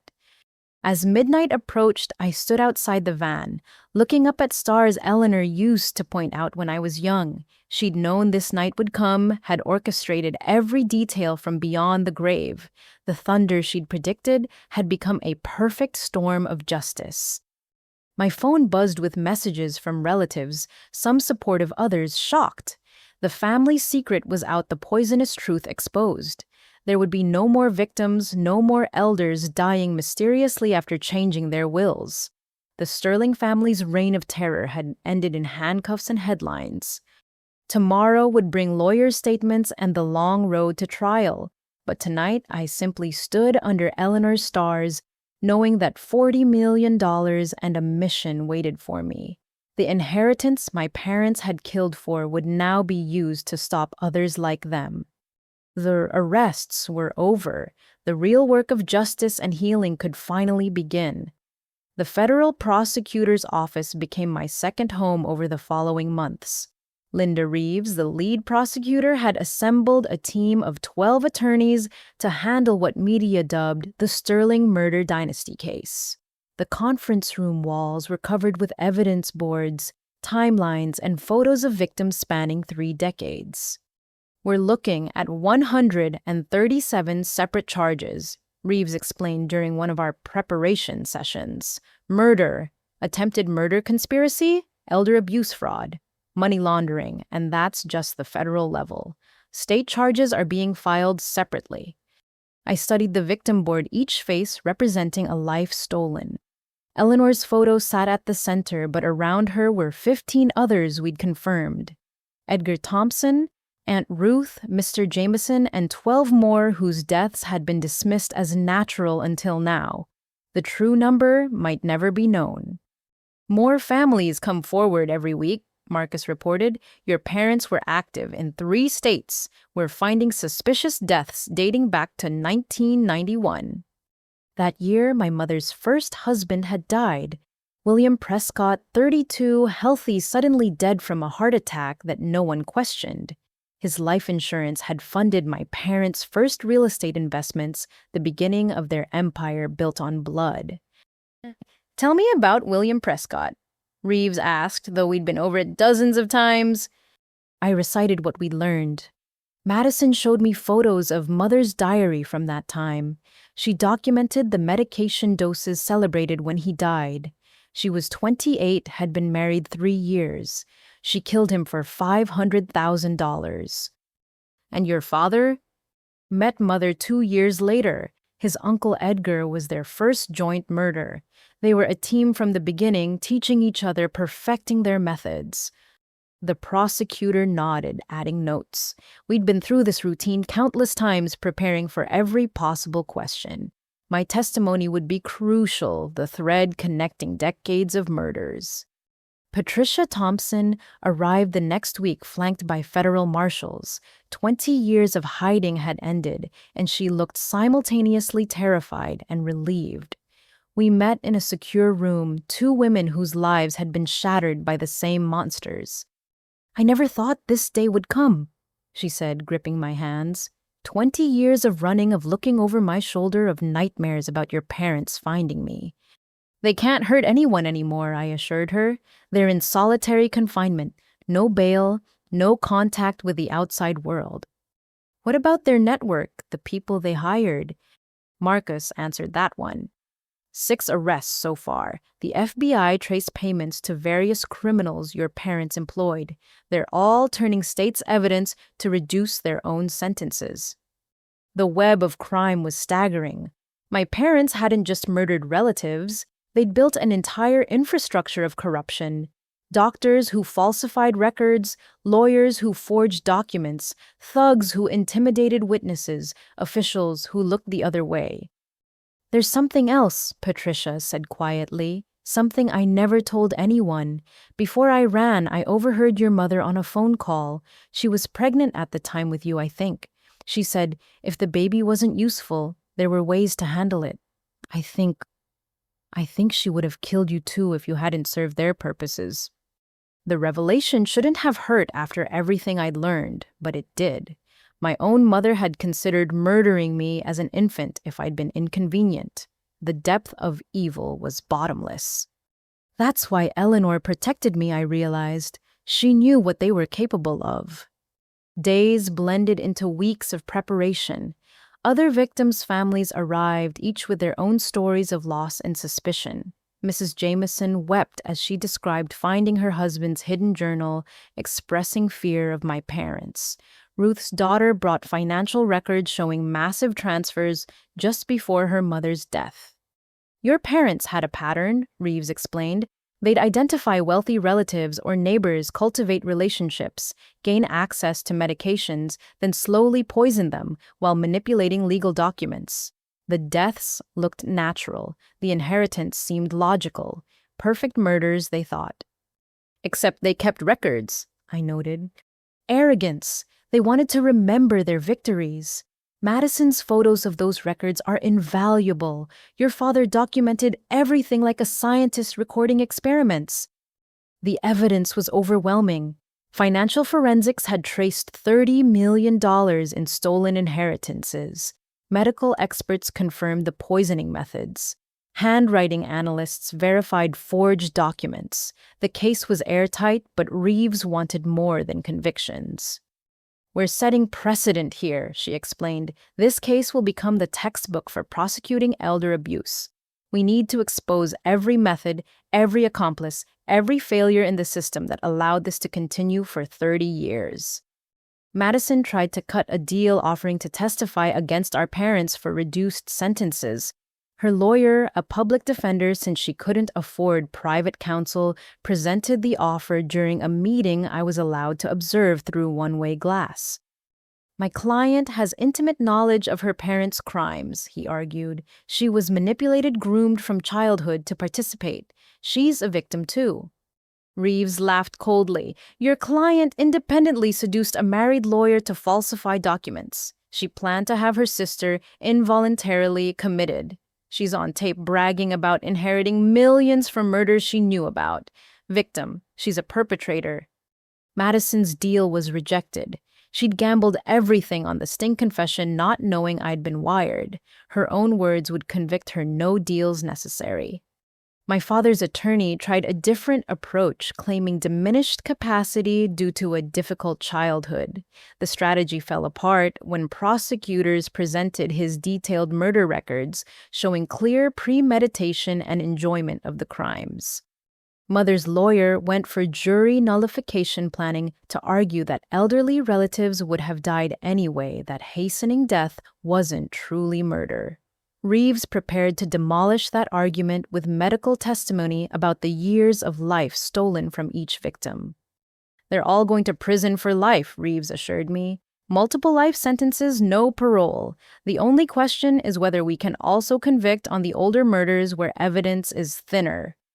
I thought about William Prescott, dead before I was born, about victims we hadn't identified yet, about Patricia living in fear for 2 decades. Justice would come for the crimes we could prove, but so many others would go unpunished. There's one more thing, I told Reeves. Eleanor left instructions about a freezer in one of her properties. She said I'd know when to check it. I think now is the time. The next day, FBI agents accompanied me to the Maple Street property. In the basement freezer behind stacks of ice cream Eleanor never ate, we found a sealed container.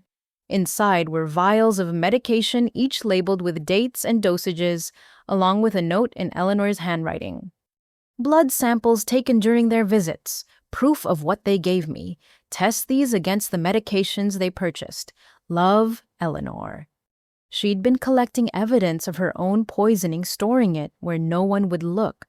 The samples would provide direct chemical proof of attempted murder, the final nail in my parents' legal coffin.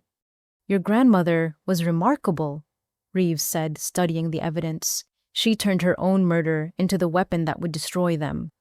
As trial dates approached, I spent hours with the prosecution team reviewing every detail. The media attention was intense, court TV planning gavel-to-gavel coverage. The public was fascinated by the family that had killed together for decades. But beyond the sensationalism was something more important: awareness. Elder abuse organizations reported massive increases in calls. Families were questioning suspicious deaths. The Sterling case was forcing America to confront an epidemic it had ignored. You're saving lives, Patricia told me during one of our prep sessions, not just by stopping your parents, but by showing others this crime is real. How many elderly people will be protected because of what you've done? Eleanor's final gift wasn't just justice for the past, but protection for the future. As the trial date arrived, I felt ready. Months of preparation had led to this moment. My parents would finally face judgment for 30 years of murder. The thunder Eleanor had predicted was about to become a courthouse earthquake, and I would be there to ensure every victim's story was heard, every crime exposed, every evil act brought into the light where it would wither and die. The federal courthouse in downtown Boston became a circus on the first day of trial. Media trucks lined the streets. Protesters held signs demanding justice for elder abuse victims, and security screened hundreds of spectators hoping to witness what commentators called the trial of the century. I entered through a secure entrance flanked by federal marshals. The death threats had started after my parents' arrest, mostly from business associates who'd lost money when the family empire collapsed. Marcus's security team had intercepted 3 credible threats, including one from a distant cousin who blamed me for destroying the family name. Inside courtroom 1, the atmosphere was electric with anticipation. The prosecution table was loaded with evidence boxes. The defense side held 3 separate legal teams, my parents having turned on each other, as Reeves predicted. Madison sat apart from them, her designer clothes replaced with a conservative suit that couldn't hide her hollow eyes. Judge Catherine Morrison, known for her no-nonsense approach to complex cases, called the court to order. "This trial will be conducted with dignity and respect for the victims," she announced. "Any disruptions will result in immediate removal." Linda Reeves opened for the prosecution, her voice carrying clearly through the packed courtroom. "Ladies and gentlemen of the jury, the evidence will show that Richard and Margaret Sterling, along with their daughter Madison, orchestrated the systematic murder of 15 elderly victims over 30 years. They didn't use guns or knives, they used trust medication and greed." She clicked a remote and the victim board appeared on screens throughout the courtroom. 15 faces stared out, each labeled with names, dates, and amounts stolen. The visual impact was devastating. Several jurors visibly recoiled.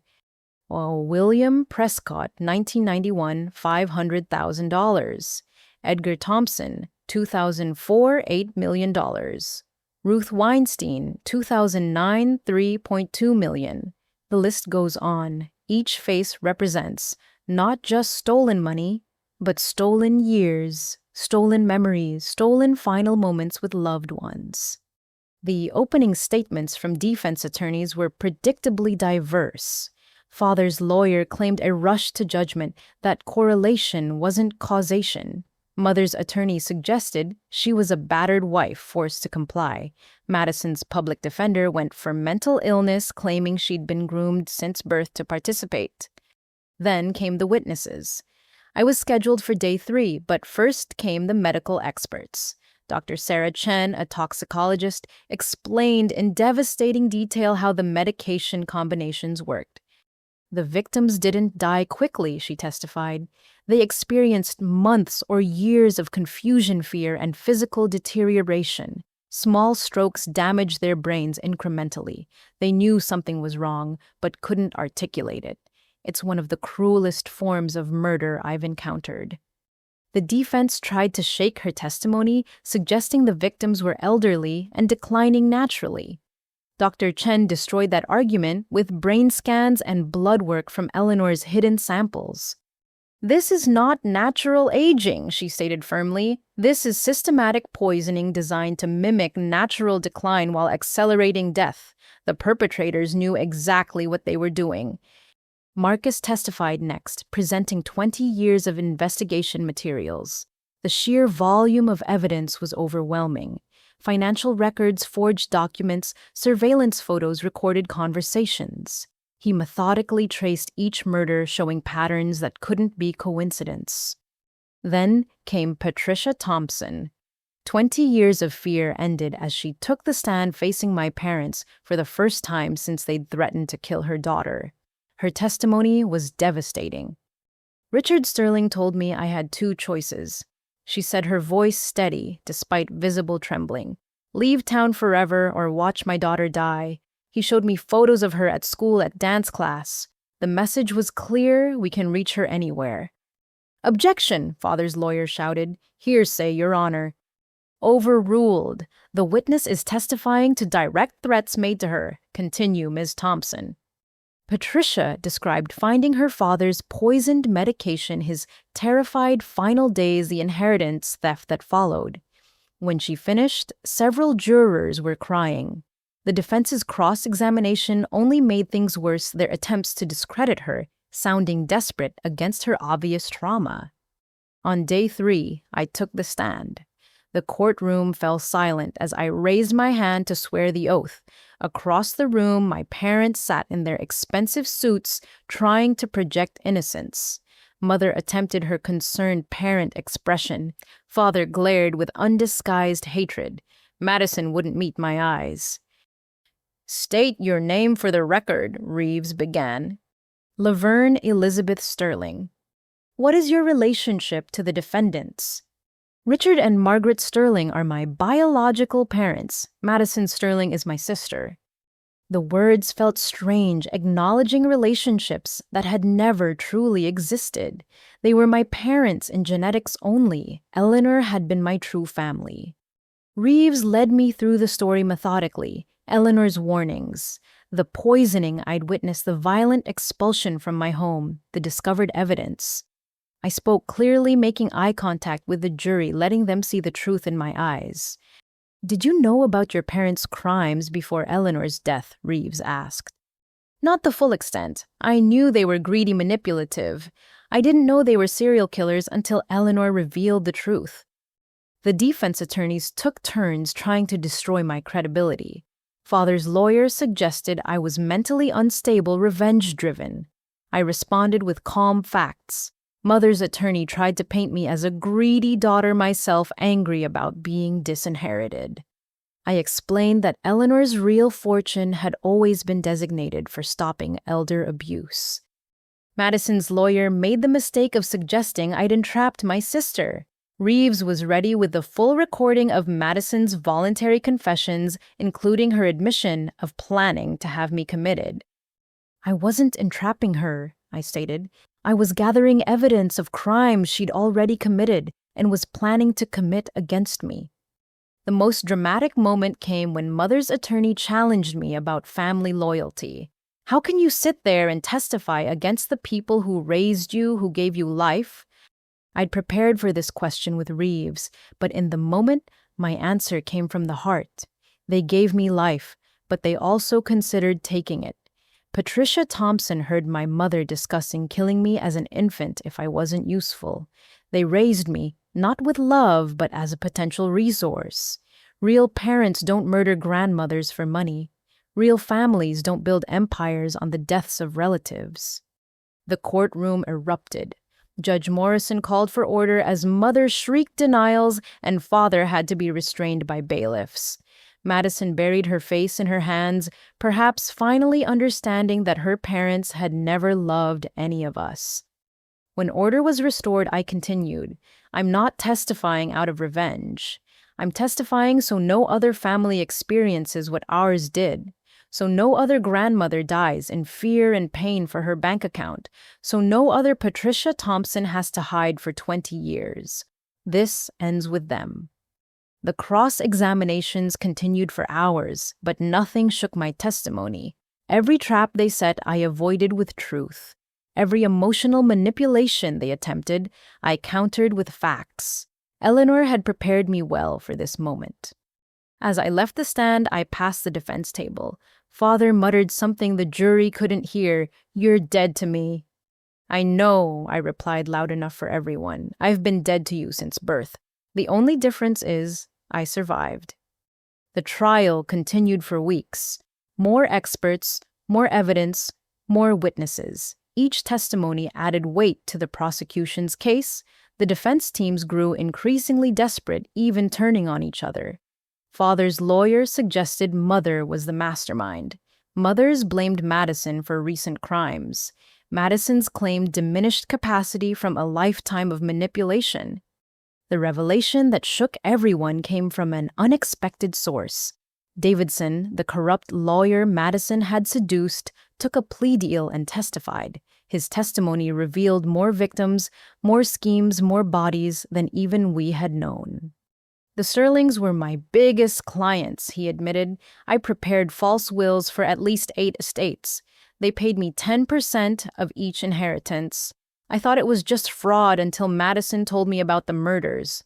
By then, I was too deep to get out." His testimony destroyed any remaining defense arguments about coincidence or natural deaths.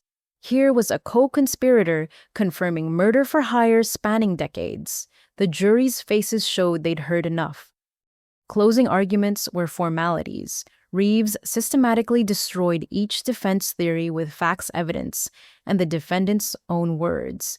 The defense attorneys did their best, but how do you defend serial killers caught with detailed records of their crimes? The jury deliberated for 6 hours. When they returned, the foreman's voice was steady and certain, guilty on all counts. 137 guilty verdicts: murder, conspiracy, fraud, elder abuse, money laundering. My parents showed no emotion as their fate was read. Madison collapsed, finally understanding that her life was over at 26.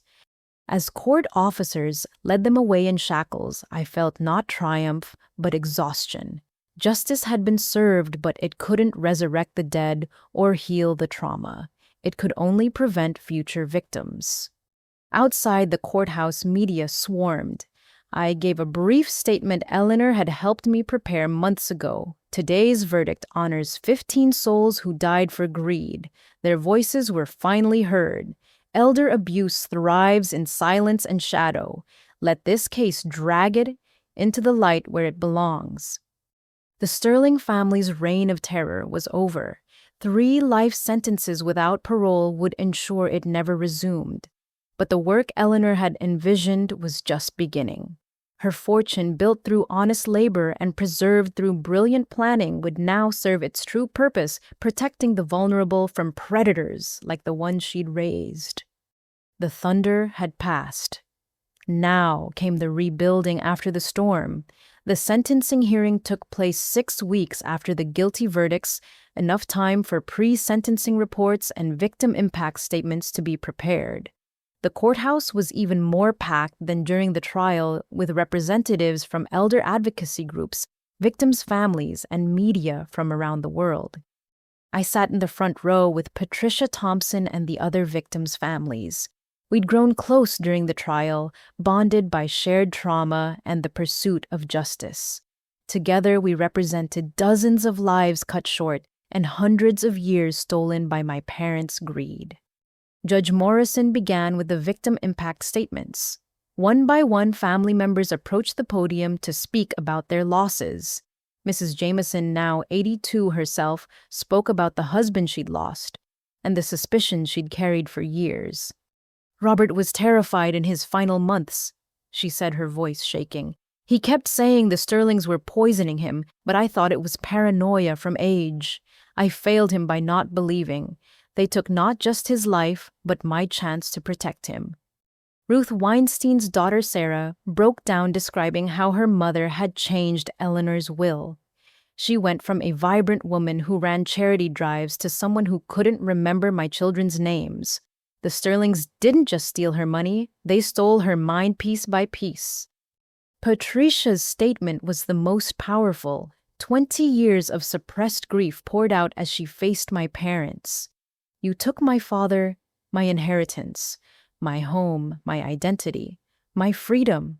I spent 2 decades looking over my shoulder because you threatened to murder my daughter. You're not just thieves, you're terrorists who held entire families hostage with fear." When my turn came, I'd prepared remarks with Linda Reeves, but standing at the podium, looking at my parents' emotionless faces, I spoke from the heart instead. Richard and Margaret Sterling gave me life, but they never gave me love. They viewed children as investments, relatives as resources, and murder as a business strategy. They taught me through their actions that family meant nothing beyond financial opportunity. But Eleanor Sterling taught me differently. She showed me that family protects the vulnerable, that wealth carries responsibility, that love means sacrifice. While they poisoned her body, she prepared justice from her deathbed. She turned their greatest crime into their downfall. I stand here not as their daughter, but as Eleanor's granddaughter, speaking for 15 victims who can't speak for themselves. William Prescott killed for insurance money before I was born. Edgar Thompson murdered for his construction fortune. Ruth Weinstein, who loved everyone and died in manufactured confusion. Each name represents dreams destroyed, final conversations, stolen families shattered. They felt no remorse during their crimes. They documented murders like achievements. They planned to kill me if I interfered. They are not sick or misguided. They are evil in its purest form. I ask this court to ensure they never harm another soul. The courtroom was silent as I returned to my seat. Even the court reporter seemed affected, pausing before resuming her typing. Then came the defendant's opportunities to speak. Madison went first, her prepared statement clearly written by her lawyer. She claimed manipulation, grooming diminished capacity from a traumatic childhood. Her tears might have been convincing if we hadn't heard her gleefully planning more murders on tape. "I'm sorry for my actions," she concluded. "I was sick, influenced by toxic parents. I need help, not life in prison." Judge Morrison's expression suggested she wasn't buying it. Madison had been 26, educated, and enthusiastically criminal. Her youth might be a factor, but not an excuse. Mother stood next, maintaining her society matron persona to the end. This has all been a terrible misunderstanding, she insisted. We loved our family. If medications were mismanaged, it was from concern, not malice. My daughter has mental health issues and fabricated evidence for attention. The judge actually interrupted. Mrs. Sterling, you've been convicted by a jury who heard all the evidence. This is not the time to relitigate your guilt. Mother's mask finally cracked. You don't understand. Those people were dying anyway. We just helped nature along and ensured family assets stayed in the family. It's not murder, it's estate planning. The confession delivered in anger sealed any chance of appeal. Several reporters typed furiously, having just witnessed an admission that validated every prosecution claim. Father chose not to speak at all, staring at me with hatred that could have melted steel. His silence spoke volumes about his lack of remorse. Judge Morrison took a break before delivering sentences. When she returned, her expression was grave but determined. In 30 years on the bench, I have never encountered criminals as calculating and cruel as the defendants before me. They perverted family bonds into weapons, turned trust into poison, and treated murder as a financial strategy. The evidence showed not momentary lapses in judgment, but decades of deliberate evil. They kept trophies of their victims. They threatened witnesses. They planned to murder their own daughter if she interfered with their crimes. They showed no remorse until caught, and no genuine remorse even now.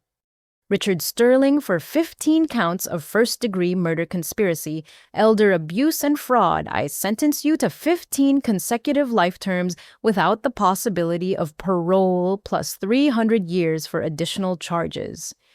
Father didn't flinch. He'd expected this outcome since the guilty verdict. Margaret Sterling for 15 counts of first-degree murder, beginning with William Prescott in 1991. Conspiracy, elder abuse, and fraud. I sentence you to 15 consecutive life terms without the possibility of parole plus 300 years for additional charges. Mother swayed but remained standing, her society smile finally extinguished. Madison Sterling for conspiracy to commit murder, fraud, elder abuse, and attempted false imprisonment of your sister. I sentence you to life without parole plus 50 years. Your youth and upbringing are mitigating factors, but your enthusiasm for crime and lack of genuine remorse prevent leniency. Madison's scream echoed through the courtroom as the reality hit. She was 26. Life without parole meant dying in prison, possibly 60 years from now. No designer clothes, no society parties, no wealthy husband, just concrete steel and decades of regret. Additionally, Judge Morrison continued, I order full restitution to all victims' estates, though I recognize the defendants' assets are insufficient to cover their thefts. Any future earnings, inheritance, or assets acquired will go toward this restitution. The judge then addressed the courtroom at large. This case exposed systematic failures in protecting our elderly citizens, financial institutions that ignored suspicious transactions, medical professionals who didn't question unusual prescriptions, legal systems that made elder abuse easy to hide. Let this verdict send a clear message: those who prey on the vulnerable will face justice. As court officers prepared to lead them away, Father finally spoke, his voice carrying despite not using the microphone. You destroyed our family, Laverne. You'll die alone with your money. No, I replied clearly. You destroyed our family with greed and murder. I'll live surrounded by the lives Eleanor's fortune will save.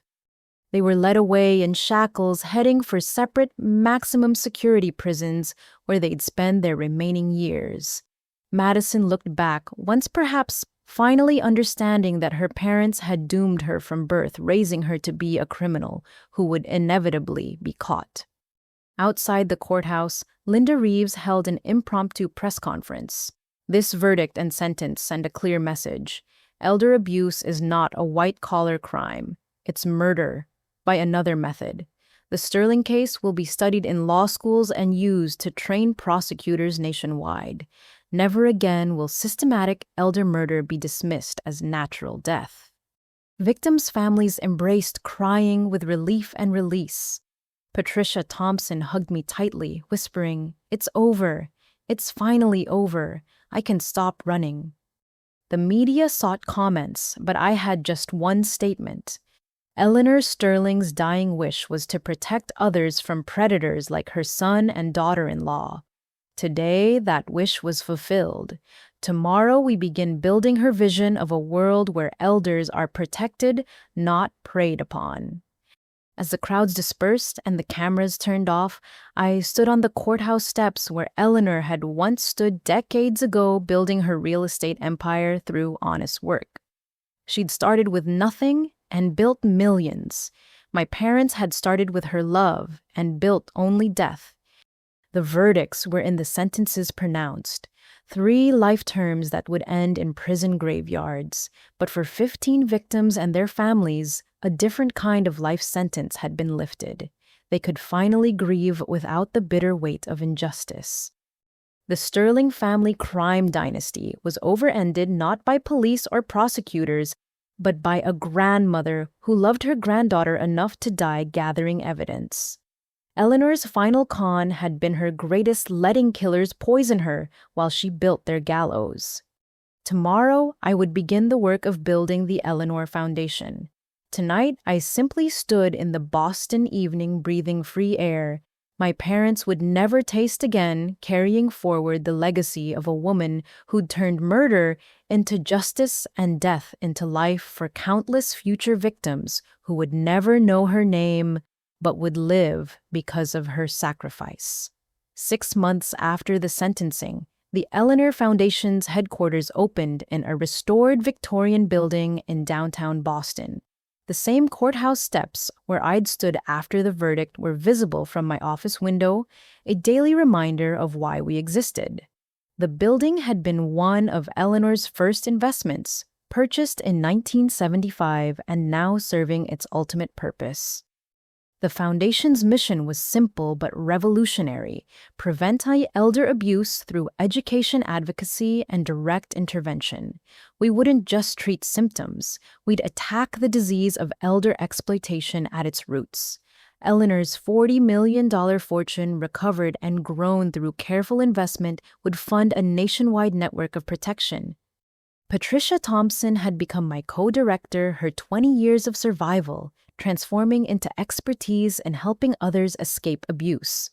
Together, we'd assembled a team of lawyers, social workers, medical professionals, and investigators dedicated to Eleanor's vision. "The Jameson family is here," Patricia announced, entering my office with an elderly couple and their adult children. Robert Jameson's younger brother Harold had reached out after reading about the foundation. His story was depressingly familiar: sudden changes in their mother's will, mysterious illnesses, isolation from family. The pattern my parents had perfected was being repeated across America by other predators. "Mother's 91. Harold explained, his voice tight with worry. "6 months ago, a nephew we barely knew moved in to help. Now she's confused, frightened, and he's got power of attorney. Her doctor says it's dementia, but it happened so fast."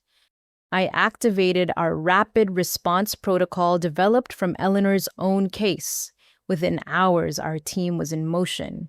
An independent geriatric specialist would examine Mrs. Jameson. Our legal team would review the power of attorney documents. Our investigators would background check the nephew. "We'll also install cameras with your mother's consent," Patricia added. "Elder abuse thrives in darkness. Surveillance brings light." 3 days later, our suspicions were confirmed.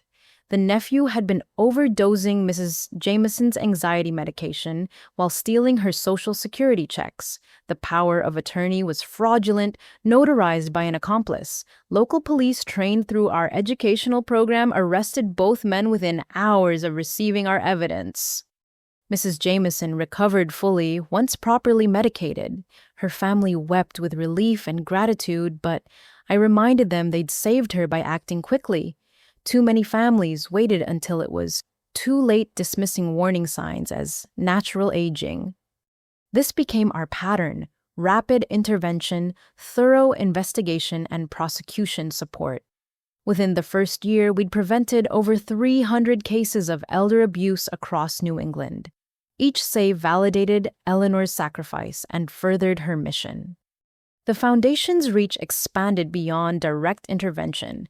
We funded legislation making elder abuse penalties equivalent to child abuse. We created certification programs for elder care facilities.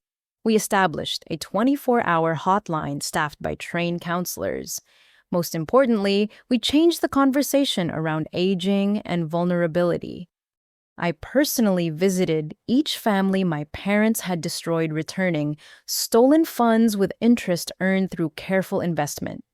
The meetings were emotional, sometimes devastating, but necessary for healing. Sarah Weinstein cried when I handed her a check for $4 million, her mother Ruth's stolen inheritance, plus 30 years of compound interest. Mom would have wanted this used for good, she said. Can I donate half back to the foundation? Many families made similar choices, viewing the returned funds as blood money they'd rather see protecting others. The foundation's endowment grew, ensuring Eleanor's mission would outlive us all. Edgar Thompson's construction company, liquidated by my parents, was symbolically restored through a subsidiary that built affordable senior housing. Each building bore a plaque. In memory of those whose lives were stolen, we build sanctuaries where elders live with dignity and safety. The most meaningful restoration came through education. We partnered with medical schools to teach doctors how to recognize medication abuse. Law schools added elder law specializations. Social work programs included our intervention protocols. A generation of professionals was being trained to see what had been invisible. Your grandmother was a genius, Patricia said during one late-night planning session. She didn't just trap your parents, she created a blueprint for systemic change. The Foundation's first annual report showed stunning impact. Elder abuse prosecutions had increased 400% in our coverage areas. Successful interventions had saved over $50 million from theft.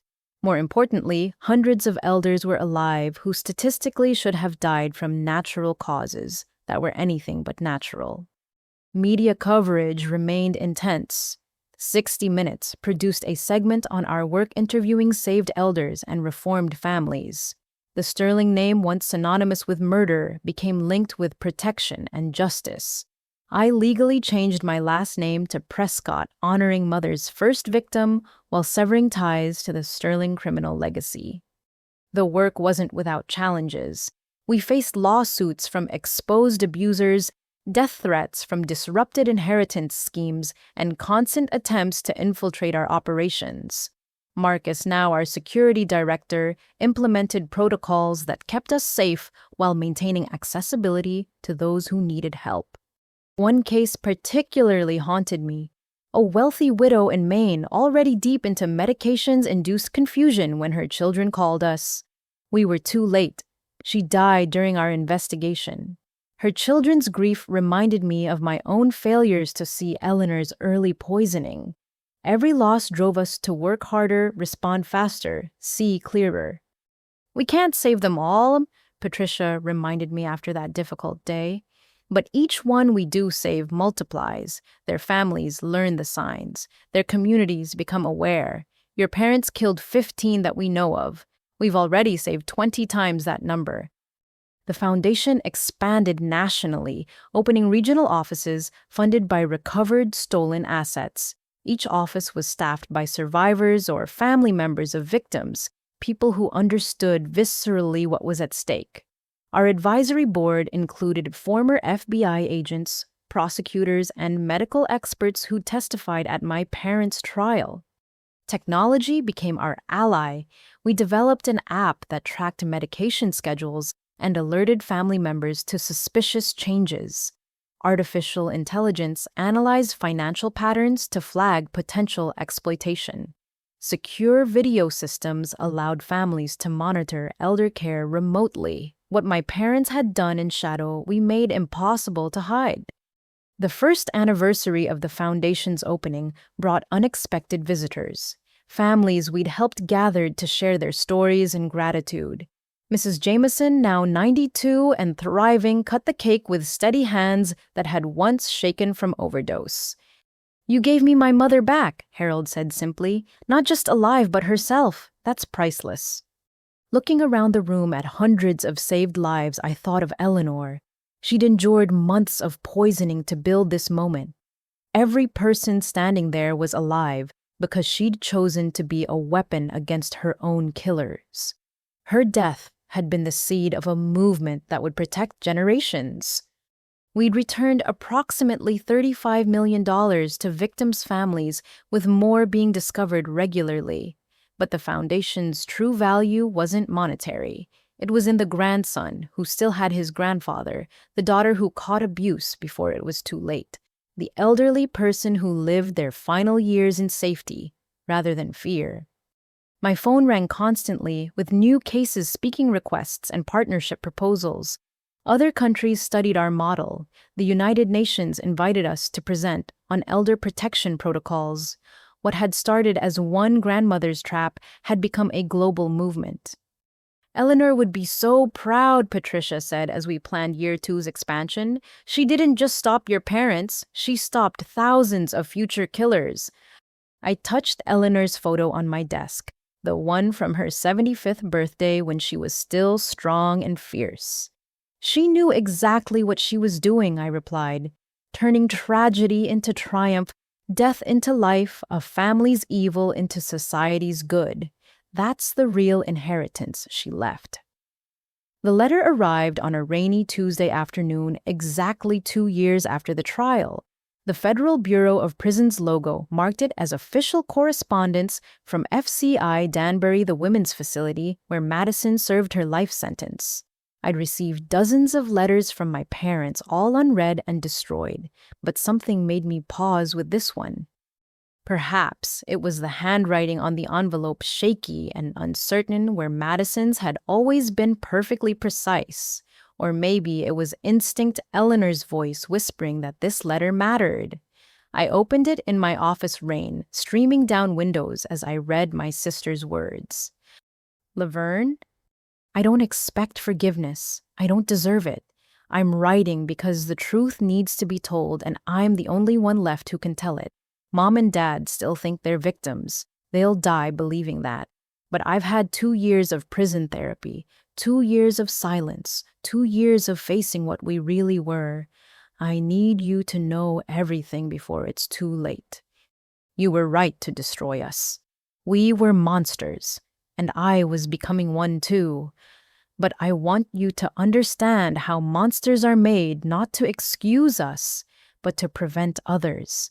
The Sterling family secrets go deeper than even the trial revealed. It started before you were born.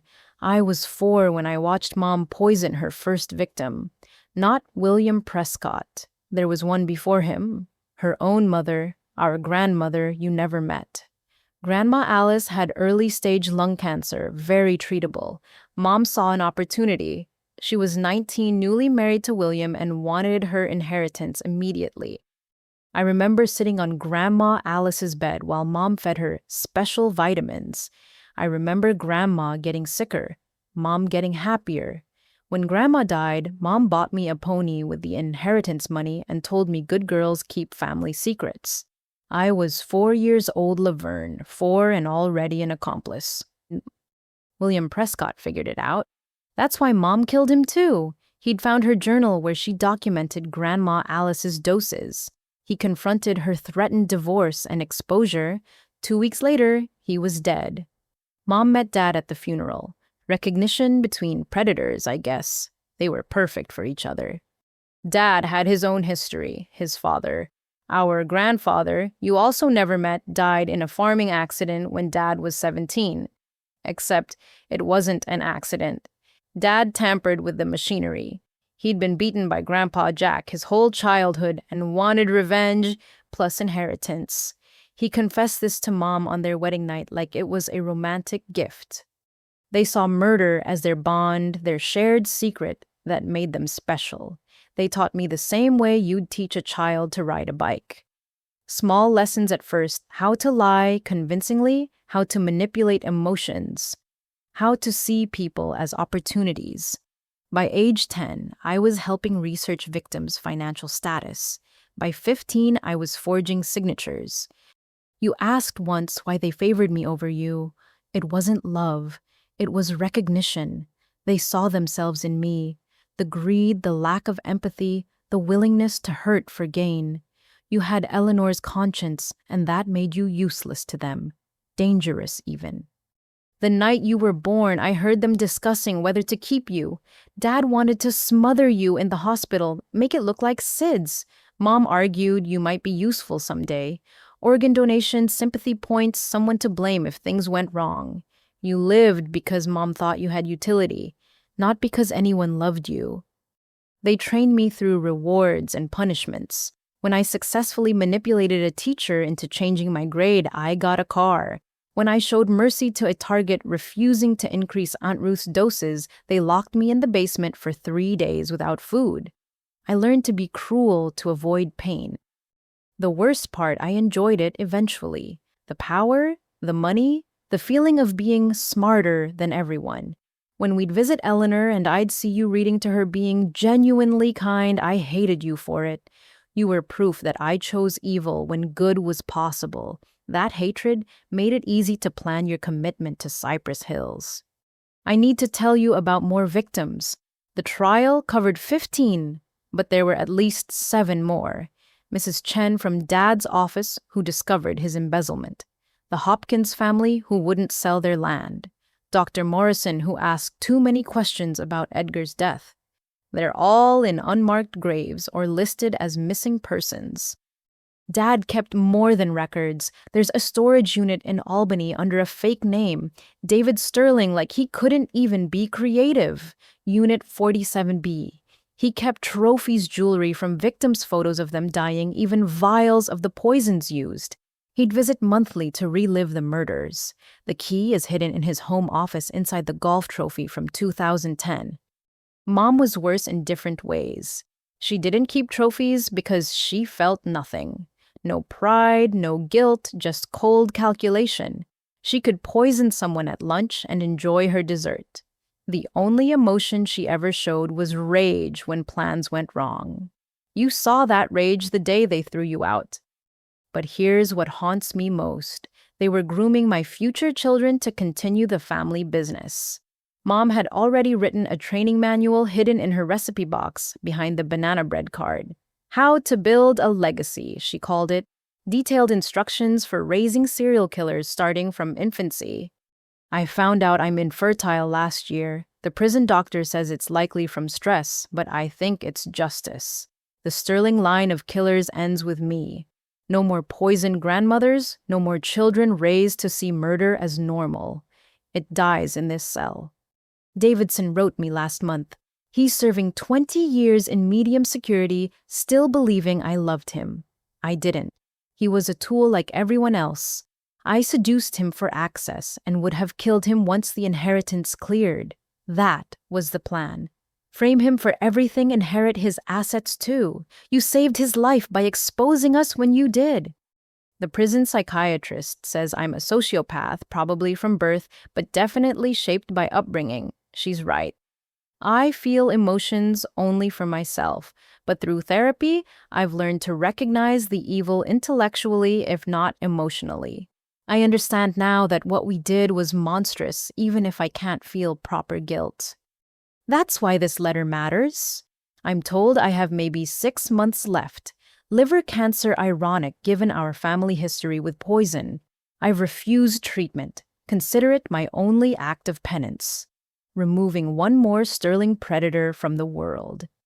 Before I die, I needed you to know you were never the failure in our family. You were the only success.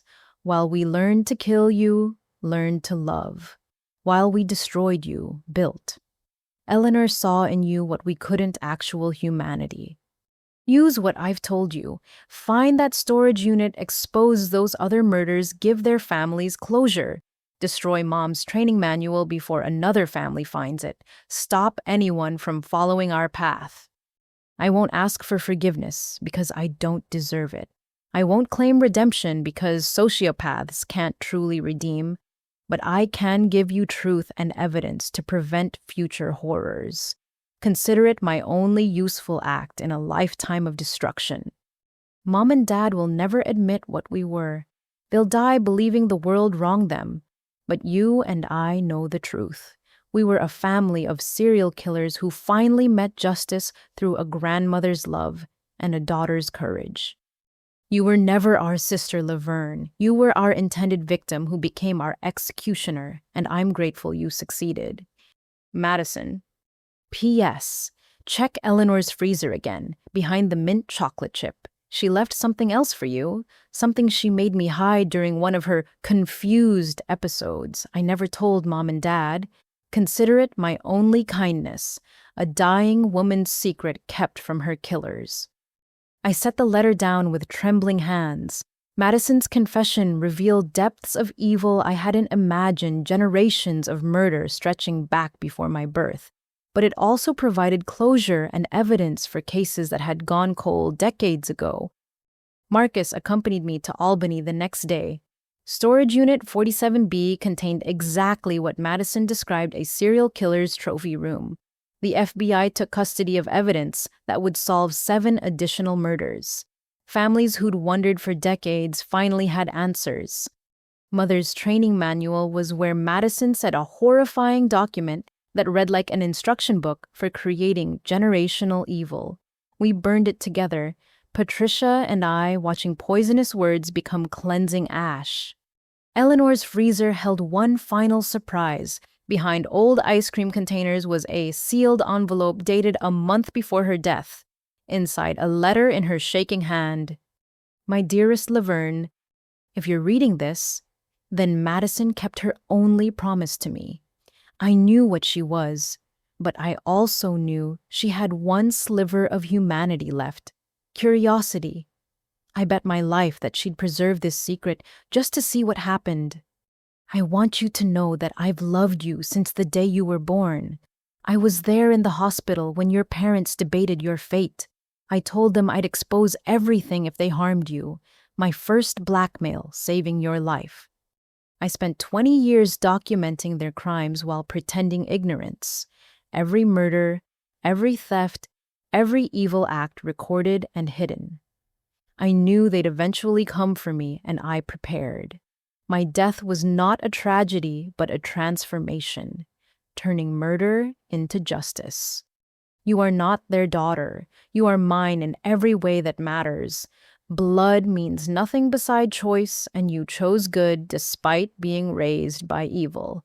That's the greatest miracle I've witnessed. The foundation you'll build is my true legacy, but you are my heart. Save others as you saved me, by being exactly who you are. All my love, Eleanor. Madison died 4 months later, alone in the prison infirmary. I didn't attend her funeral, but I ensured she was buried properly, the last Sterling to receive even that courtesy. On her headstone, Madison Sterling, 1998-2026. May the evil end here. My parents never acknowledged her letter or death.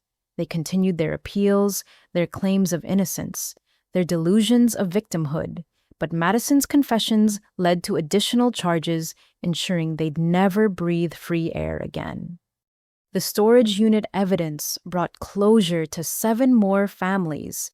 Mrs. Chen's children wept when we returned their mother's wedding ring. The Hopkins family finally held a proper memorial. Dr. Morrison's widow learned her husband died trying to save others. Madison's letter became part of the Foundation's educational materials, showing how killers are made through systematic abuse and choice. We developed programs to identify children being groomed for violence, interrupting cycles before they solidified. Her revelation about our murdered grandmothers, Alice and Jack, added 2 more names to our memorial wall. Generational evil had been stopped by generational love, Eleanor's influence proving stronger than decades of trained cruelty. In the end, Madison gave us what her life never could: truth, evidence, and warning. Her letter was the confession our parents would never make, the accounting our victims deserved, the closure our story needed. She was right about one thing: she died taking the sterling evil with her. What remained was the Prescott legacy of protection, Eleanor's love multiplied through every life saved. The family of killers was extinct. The family of guardians was just beginning. 5 years had passed since that day my parents dragged me from our family home by my hair. 5 years since Eleanor's death had triggered an avalanche of justice that buried a criminal empire built on poisoned tea and forged wills. Now, on a crisp October morning, I stood before a crowd of 500 people at the ribbon cutting for the 100th Eleanor Foundation facility. The Boston Center was our flagship, a converted historic hotel that now housed 40 senior residents, medical facilities, legal aid offices, and training centers for elder care professionals. Each resident had their own apartment, dignity intact, with round-the-clock protection against exploitation. The building's architecture blended Eleanor's favorite Victorian elements with modern security and care innovations. "Welcome to Eleanor House, Boston," I said into the microphone, my voice carrying across the assembled crowd of residents, families, staff, and media. The 100th facility in a network that has prevented over 15,000 cases of elder abuse and saved countless lives from the kind of predators who took Eleanor Sterling from us. Applause rang out, but I noticed the quiet tears on many faces. So many here had been touched by elder abuse, had lost loved ones to medication, manipulation, or financial exploitation. They understood what these sanctuaries meant. Patricia Thompson stood beside me as co-director, no longer the frightened woman who'd hidden for 20 years, but a fierce advocate who'd testified before Congress just last month.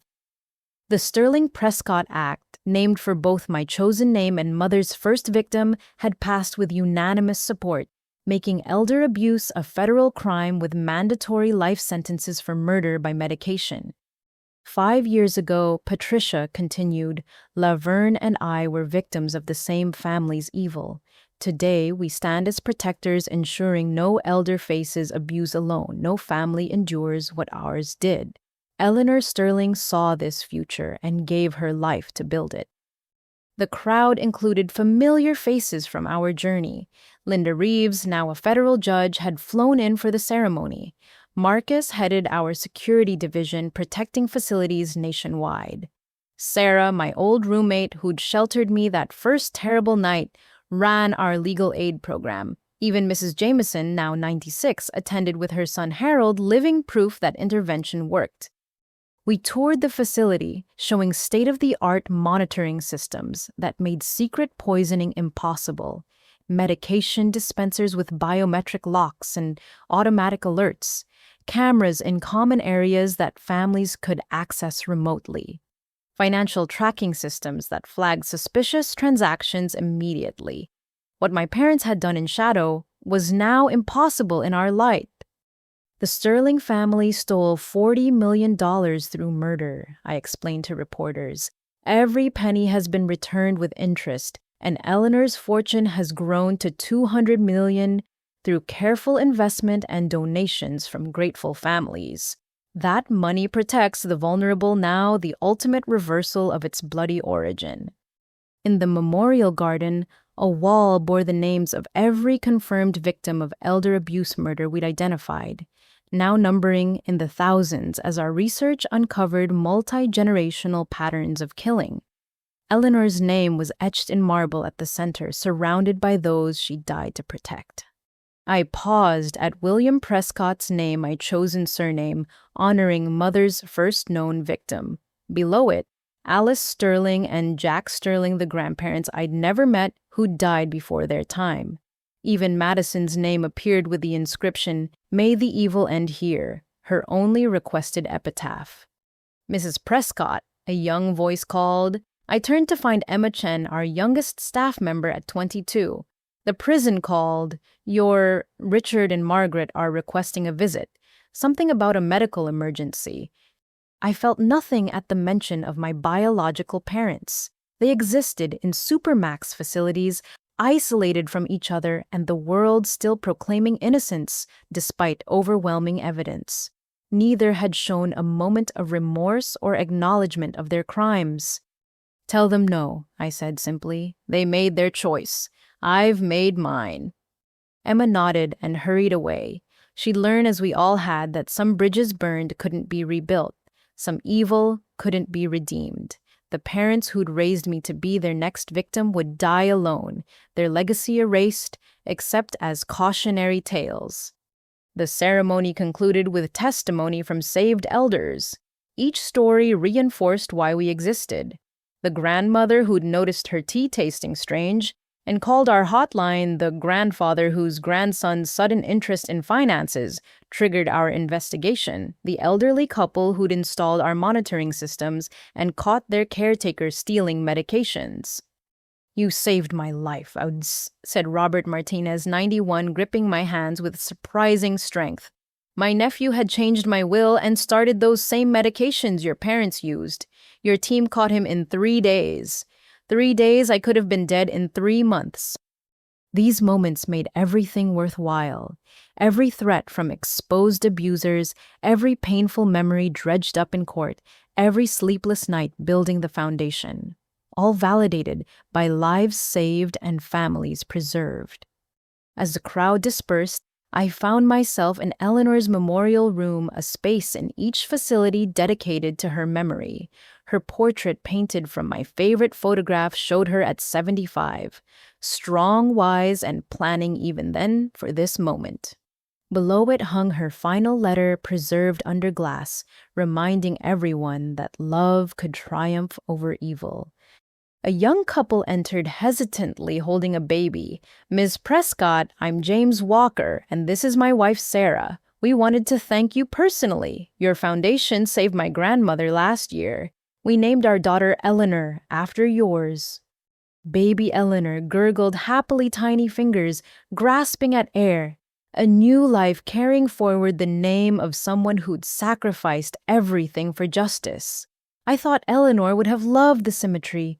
Death creating life evil, spawning good a family's end, becoming countless families' beginnings. Oh, she's beautiful, I said, touching the baby's soft cheek. May she inherit her namesake's strength and wisdom. Later in my office, I video called with international directors. The Eleanor Foundation had expanded to 12 countries each, adapting our model to their culture while maintaining core protections. Elder abuse was a global epidemic, but we were the cure, spreading faster than the disease.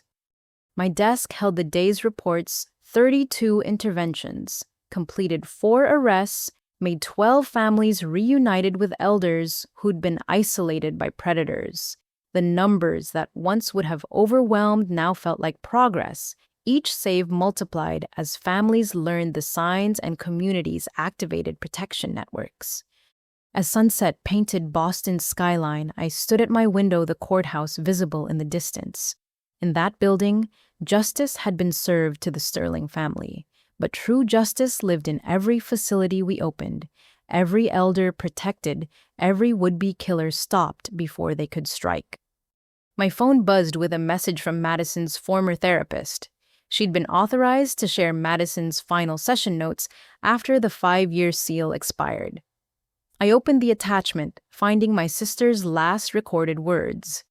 I spent my life destroying. Laverne spends hers building. If there's a heaven I'll never see, I hope they tell Eleanor her plan worked perfectly. The family of killers is dead. The family of protectors thrives. I was the ending. Laverne is the beginning.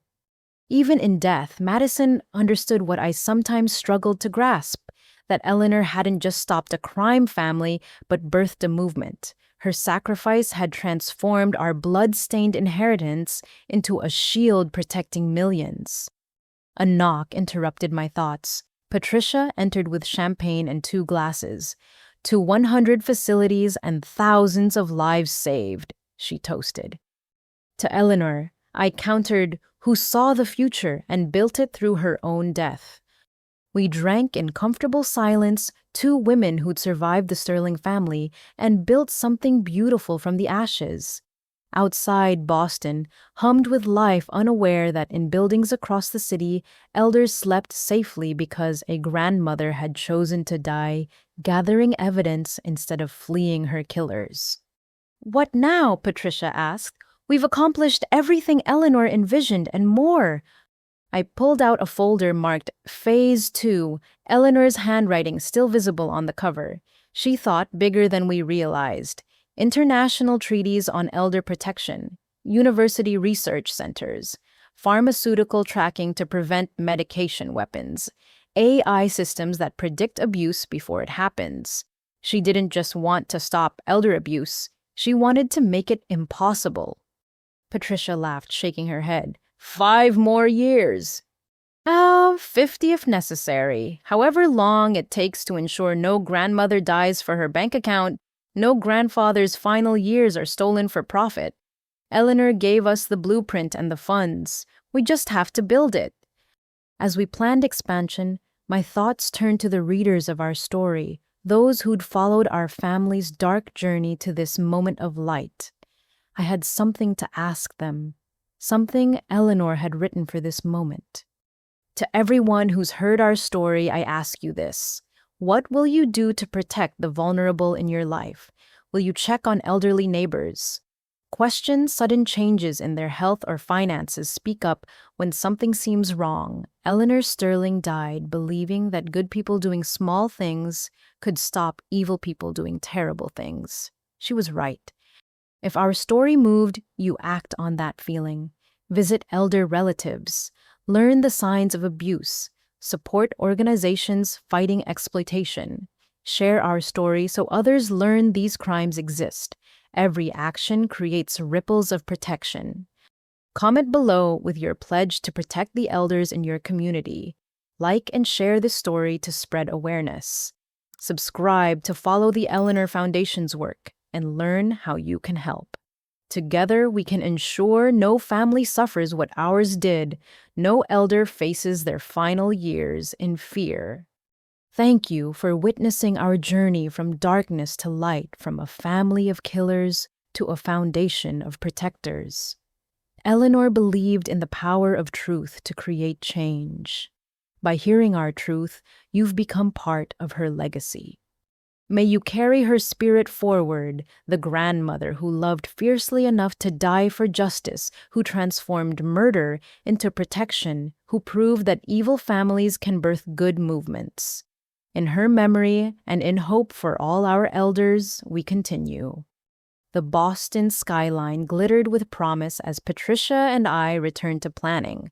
Somewhere in the city, an elder slept peacefully in an Eleanor house bed, protected by systems born from tragedy.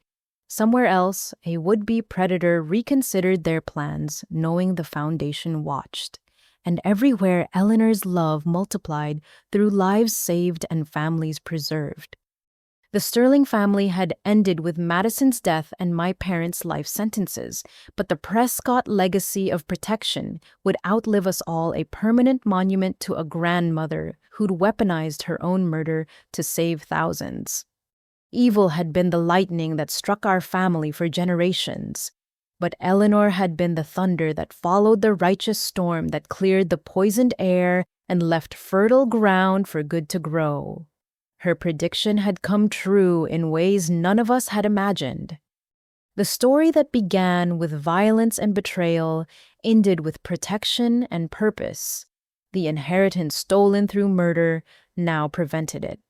The family destroyed by greed had become a movement united by justice. And in every saved life, every protected elder, every prevented crime, Eleanor Sterling lived on. The grandmother who'd loved me enough to die gathering evidence, who'd trusted me enough to build her vision, who'd proved that even the deepest evil could be transformed into lasting good. The thunder had passed. In its wake, a garden of protection bloomed, tended by those who'd survived the storm and vowed it would never strike again. Eleanor's final con had become humanity's gain, her death the seed of countless lives preserved. Our family's dark legacy had ended. The world's brighter future had just begun.